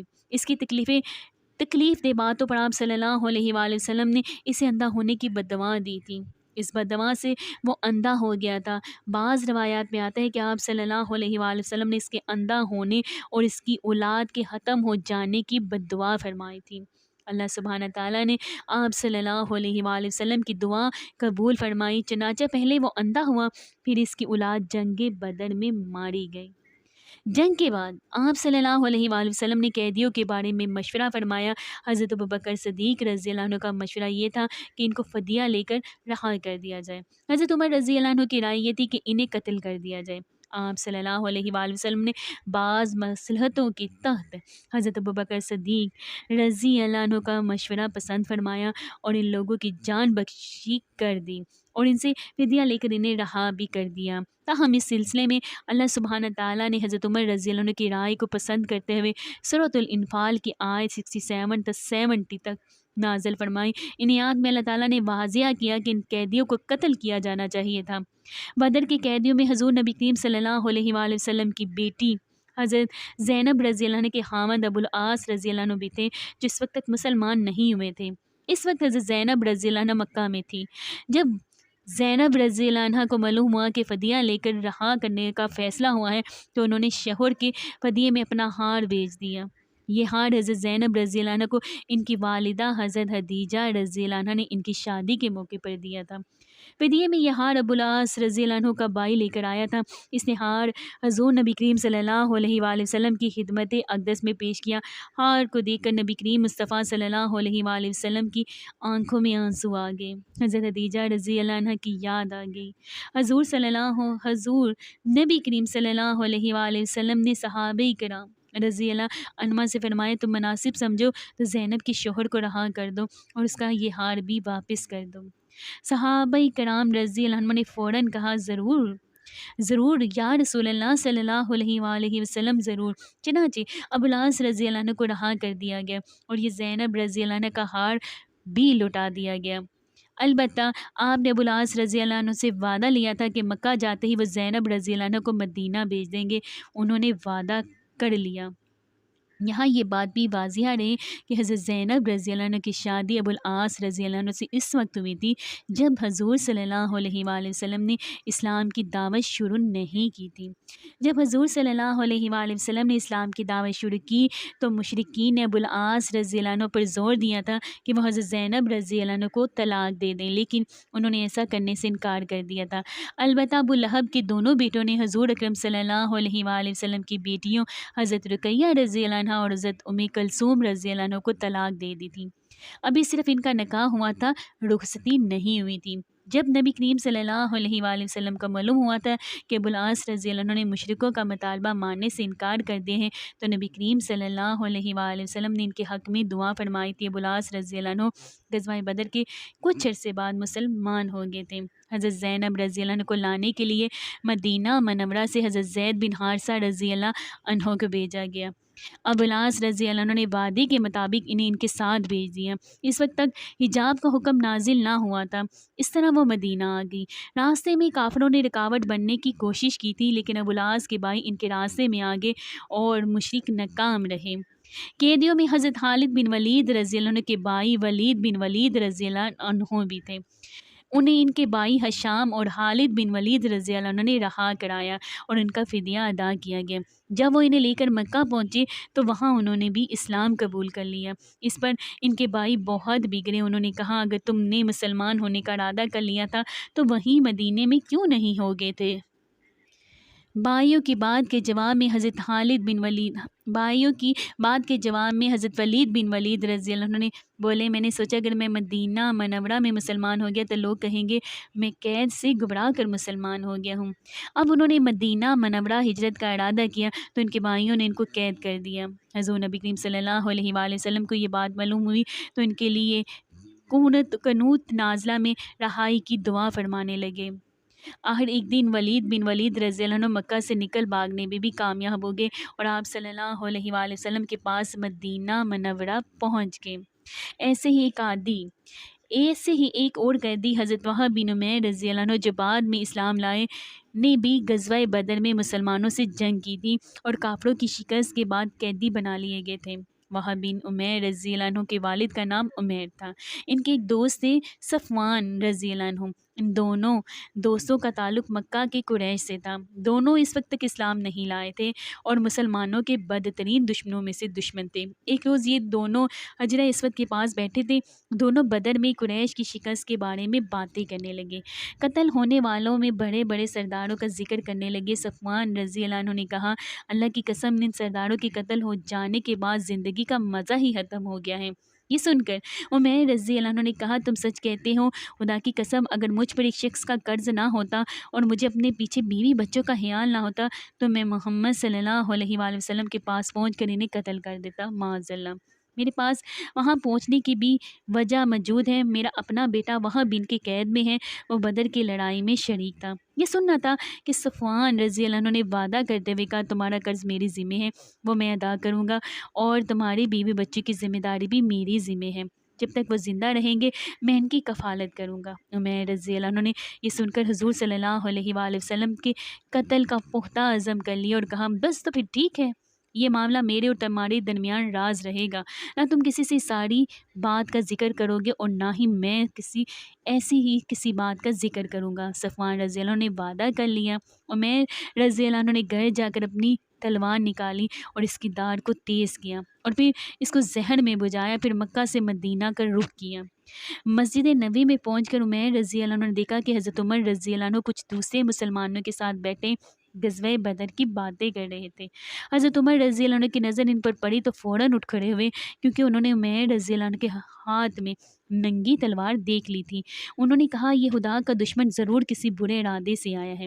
پھر وہ فوراً وہاں سے نبی کریم مصطفیٰ صلی اللہ علیہ وآلہ وسلم کے حجرے مبارک میں گئے اور عرض کیا اللہ کے رسول، خدا کا دشمن عمیر ننگی تلوار لیے آیا ہے۔ حضور نبی کریم صلی اللہ علیہ وآلہ وسلم نے ارشاد فرمایا عمر اسے میرے پاس اندر لے آؤ۔ حضرت عمر رضی اللہ عنہ فوراً باہر نکلے، تلوار کا پٹکا پکڑ کر انہیں اندر کھینچ لائے اور اس وقت انہیں کچھ انصاری موجود تھے۔ حضرت عمر رضی اللہ عنہ نے ان سے فرمایا تم لوگ بھی میرے ساتھ اندر آ جاؤ کیونکہ مجھے اس کی نیت پر شک ہے۔ چنانچہ وہ اندر آ گئے۔ حضرت صلی اللہ علیہ وآلہ وسلم نے جب دیکھا کہ حضرت عمر رضی اللہ عنہ عمیر رضی اللہ عنہ کو اس طرح پکڑ کر لا رہے ہیں تو آپ صلی اللہ علیہ وآلہ وسلم نے فرمایا عمر اسے چھوڑ دو، عمیر آگے آ جاؤ۔ چنانچہ عمیر آپ صلی اللہ علیہ وآلہ وسلم کے قریب آگے اور جاہلیت کے داب کی طرح صبح بخیر کہا۔ حضور اقدس صلی اللہ علیہ وآلہ وسلم نے ارشاد فرمایا عمیر ہمیں اسلام نے تمہارے اس سلام سے بہتر سلام عنایت فرمایا ہے جو جنت والوں کا سلام ہے، اب تم بتاؤ تم کس لیے آئے ہو؟ عمیر رضی اللہ عنہ بولے میں اپنے قیدی بیٹے کے سلسلے میں بات کرنے آیا ہوں۔ اس پر آپ صلی اللہ علیہ وآلہ وسلم نے ارشاد فرمایا پھر اس تلوار کا کیا مطلب ہے، سچ بتاؤ کس لیے آئے ہو؟ عمیر رضی اللہ عنہ بولے میں واقعی اپنے بیٹی کی رہائی کے سلسلے میں آیا ہوں، کیونکہ حضرت عمیر رضی اللہ عنہ کے ارادے سے متعلق اللہ تعالیٰ نے حضور نبی کریم صلی اللہ علیہ وآلہ وسلم کو بذریعہ وحی پہلے سے بتا دیا تھا، اس لیے آپ صلی اللہ علیہ وآلہ وسلم نے ارشاد فرمایا نہیں عمیر یہ بات نہیں، بلکہ بات یہ ہے کہ کچھ دن پہلے تم اور صفوان حجرہ اسود کے پاس بیٹھے تھے اور تم دونوں اپنے مقتولوں کے بارے میں باتیں کر رہے تھے، ان مقتولوں کی جو بدر کی لڑائی میں مارے گئے اور جنہیں ایک گڑھے میں ڈال دیا گیا تھا۔ اس وقت تم نے صفوان سے کہا تھا کہ اگر تمہیں کسی کا قرض نہ ادا کرنا ہوتا اور پیچھے تمہیں اپنی بیوی بچوں کی فکر نہ ہوتی تو میں جا کر محمد صلی اللہ علیہ وآلہ وسلم کو قتل کر دیتا۔ اس پر صفوان نے کہا تھا اگر تم یہ کام کر ڈالو تو قرض کی ادائیگی وہ کر دے گا اور تمہارے بیوی بچوں کا بھی خیال وہی رکھے گا، ان کی کفالت کرے گا، مگر اللہ تعالیٰ تمہارا ارادہ پورا ہونے نہیں دیں گے۔ عمیر رضی اللہ عنہ یہ سن کر ہکا بکا رہ گئے، کیونکہ اس گفتگو کے بارے میں صرف انہیں پتہ تھا یا صفوان رضی اللہ عنہ کو۔ چنانچہ اب عمیر رضی اللہ عنہ فوراً بول اٹھے، میں گواہی دیتا ہوں کہ آپ اللہ کے رسول ہیں اور اللہ کے رسول ہیں۔ آپ پر جو آسمان سے خبریں آیا کرتی ہیں اور جو وحی نازل ہوتی ہیں ہم اس کو جھٹلایا کرتے تھے۔ جہاں تک اس معاملے کا تعلق ہے تو اس وقت ہجرہ اسود کے پاس میرے اور صفوان کے سوا کوئی تیسرا شخص موجود ہی نہیں تھا، اور نہ ہی ہماری گفتگو کی کسی کو خبر ہے، کیونکہ ہم نے رازداری کا عہد کیا تھا۔ اس لیے اللہ کی قسم آپ کو اللہ تعالیٰ کے سوا اور کوئی اس بات کی خبر نہیں دے سکتا۔ بس حمد و ثنا ہے اس ذات باری تعالیٰ کے لیے جس نے اسلام کی طرف میری رہنمائی کی اور میری ہدایت فرمائی اور مجھے اس راستے پر چلنے کی توفیق عطا فرمائی۔ اس کے بعد عمیر رضی اللہ عنہ نے کلمہ پڑھا اور مسلمان ہو گئے۔ تب حضور نبی کریم صلی اللہ علیہ وآلہ وسلم نے صحابہ کرام رضی اللہ عنہ سے فرمایا اپنے بھائی کو دین کی تعلیم دو اور انہیں قرآن پاک پڑھاؤ اور ان کے قیدی کو رہا کرو۔ صحابہ کرام رضی اللہ عنہ نے فوراً حکم کی تعمیل کی۔ اب حضرت عمیر رضی اللہ عنہ نے عرض کیا، اللہ کے رسول صلی اللہ علیہ وآلہ وسلم، میں ہر وقت اس کوشش میں لگا رہتا ہوں کہ اللہ کے اس نور کو بجھا دوں، اور جو لوگ اللہ کے دین کو قبول کر چکے ہیں انہیں خوب تکلیف پہنچایا کرتا تھا۔ اب میری آپ سے درخواست ہے کہ آپ مجھے مکہ جانے کی اجازت دیں تاکہ وہاں کے لوگوں کو اللہ کی طرف بلاؤں اور اسلام کی دعوت دوں۔ ممکن ہے اللہ تعالیٰ انہیں ہدایت فرمائے۔ حضور اکرم صلی اللہ علیہ وآلہ وسلم نے انہیں مکہ جانے کی اجازت دے دی، چنانچہ یہ واپس مکہ آ گئے۔ ان کی تبلیغ سے ان کے بیٹے وہب رضی اللہ عنہ بھی مسلمان ہو گئے۔ جب حضرت صفوان رضی اللہ عنہ کو یہ اطلاع ملی کہ عمیر رضی اللہ عنہ مسلمان ہو گئے تو وہ مچکا کے رہ گیا، حیران رہ گیا اور قسم کھا لی اب کبھی عمیر رضی اللہ عنہ سے نہیں بولیں گے۔ اپنے گھر والوں کے دین کی دعوت دینے کے بعد عمیر رضی اللہ عنہ صفوان رضی اللہ عنہ کے پاس آئے اور پکار کر کہا، اے صفوان، تم ہمارے سرداروں میں سکھ سردار ہو، تمہیں معلوم ہے کہ ہم پتھروں کو پوجتے رہے ہیں اور ان کے نام پر قربانیاں دیتے رہے ہیں، بھلا یہ بھی کوئی دین ہوا؟ میں گواہی دیتا ہوں کہ اللہ تعالیٰ کے سوا کوئی معبود نہیں، اور یہ کہ محمد مصطفیٰ صلی اللہ علیہ وآلہ وسلم اللہ سبحانہ تعالیٰ کے رسول ہیں۔ ان کی بات سن کر صفوان رضی اللہ عنہ نے انہیں کوئی جواب نہ دیا۔ بعد میں فتح مکہ کے موقع پر عمیر رضی اللہ عنہ نے ان کے لیے ایمان طلب کی تھی اور پھر یہ بھی ایمان لے آئے تھے۔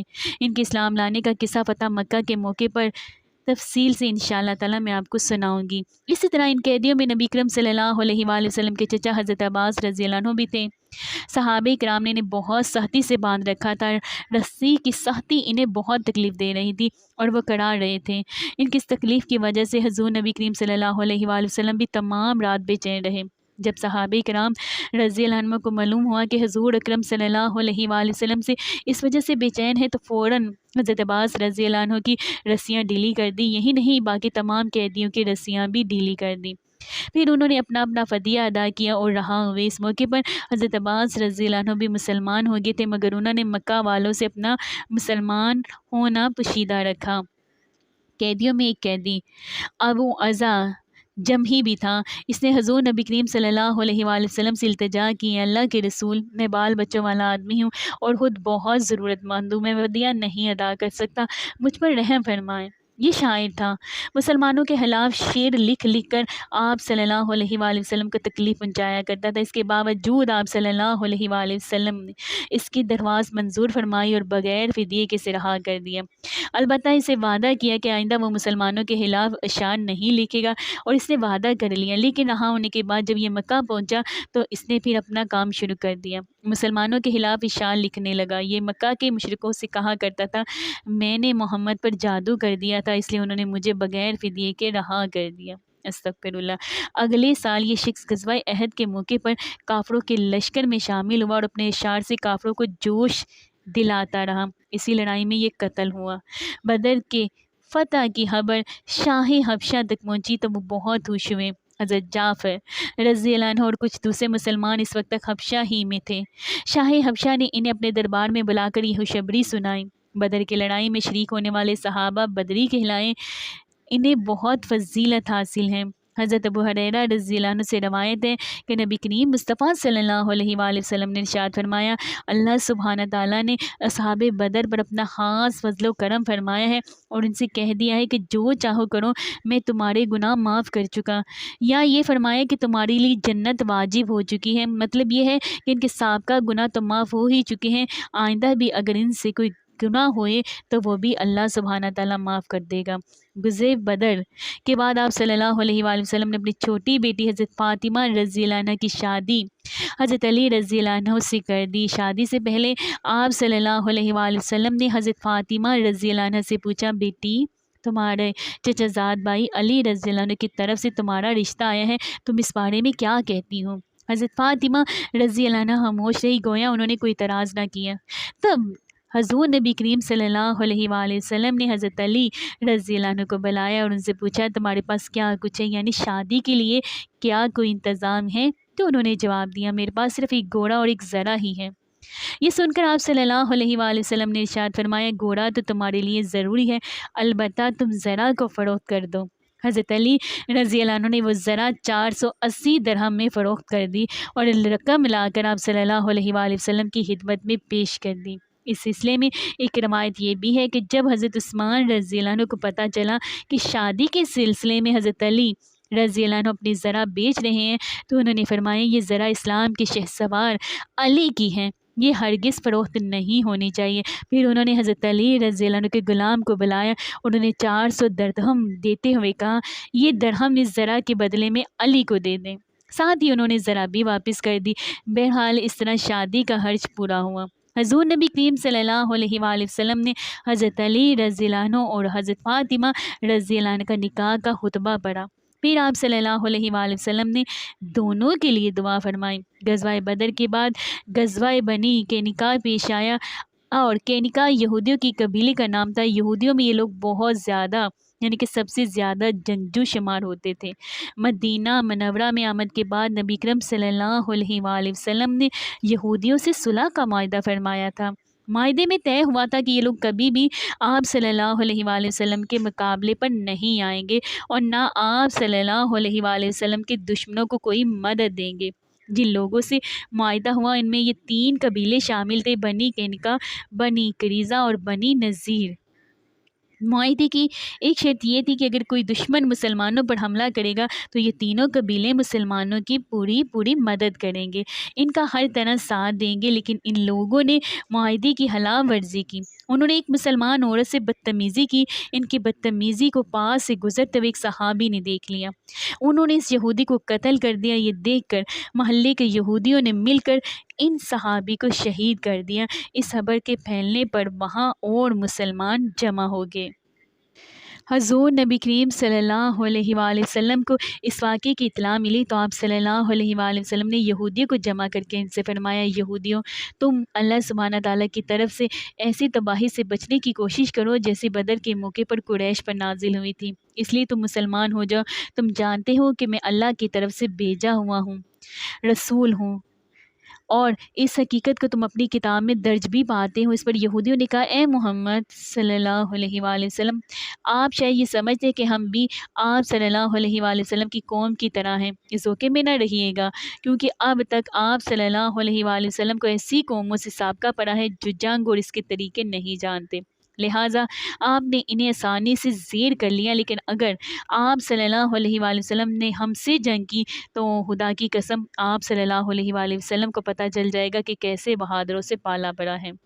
ان کے یہ الفاظ کہنے کی دراصل وجہ یہ تھی کہ یہ لوگ جنگجو اور عسکری فنون کے ماہر تھے، پھر یہودیوں میں سب سے زیادہ دولت مند بھی تھے اور ہر قسم کا بہترین اسلحہ ان کے پاس تھا۔ ان کے قلعے بھی بہت مضبوط تھے۔ ان کے الفاظ پر اللہ سبحانہ تعالیٰ کی طرف سے سورہ ال عمران کی آیت نازل ہوئی، ترجمہ: اے نبی، آپ ان سے کہہ دیجیے کہ بہت جلد تم مسلمانوں کے ہاتھوں شکست کھاؤ گے اور آخرت میں جہنم کی طرف جمع کر کے لے جائے جاؤ گے، اور وہ جہنم بہت برا ٹھکانہ ہے۔ اس دھمکی کے بعد بنی قینقاع قلعہ بند ہو گئے۔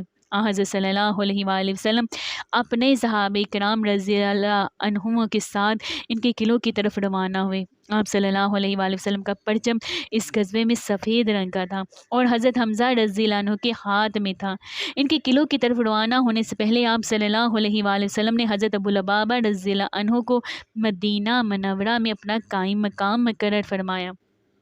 آپ صلی اللہ علیہ وآلہ وسلم نے یہودی بستیوں کا محاصرہ کر لیا۔ یہ محاصرہ بہت سخت تھا، 15 دن تک جاری رہا اور آخر اللہ سبحانہ تعالیٰ نے ان یہودیوں کے دلوں میں مسلمانوں کا رعب طاری کر دیا۔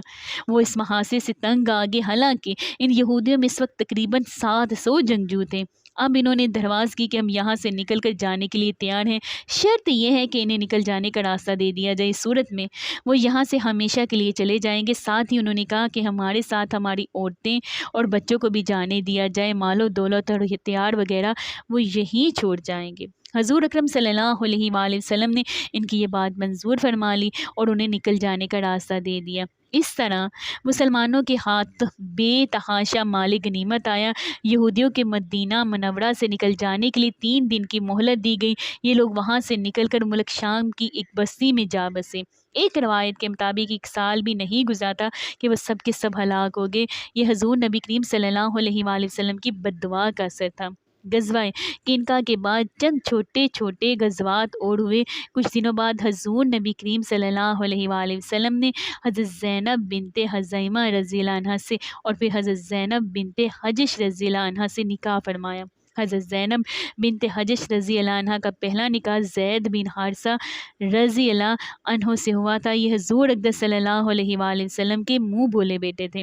ان دونوں میں نبھ نہ سکی، لہٰذا طلاق ہوگی، اور اس کے بعد آپ صلی اللہ علیہ وآلہ وسلم نے ان سے نکاح فرمایا۔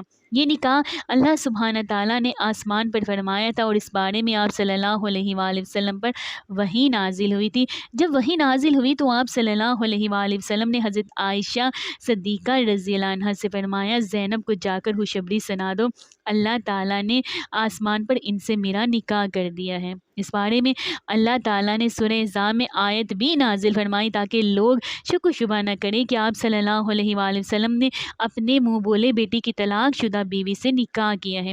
دراصل عرب کی جہالت زدہ معاشرے میں منہ بولے بیٹے کو حقیقی بیٹی کی طرح محرم سمجھا جاتا تھا اور اس کی طلاق شدہ بیوی سے شادی ناجائز سمجھی جاتی تھی، ساتھ ساتھ اسے وراثت میں بھی حصہ ملتا تھا۔ اسلام نے اس فرسودہ رسم کو بالکل ختم کر دیا۔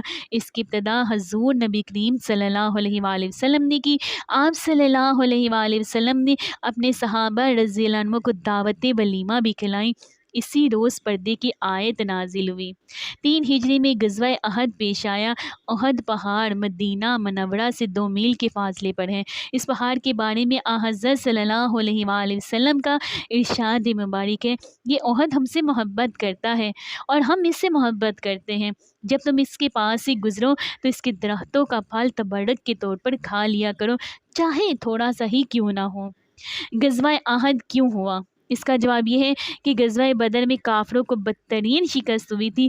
کافر جمع ہو کر اپنے سردار حضرت ابو سفیان رضی اللہ عنہ کے پاس آئے اور ان سے کہا، بدر کی لڑائی میں ہمارے بے شمار آدمی قتل ہوئے ہیں، ہم ان کی خون کا بدلہ لیں گے۔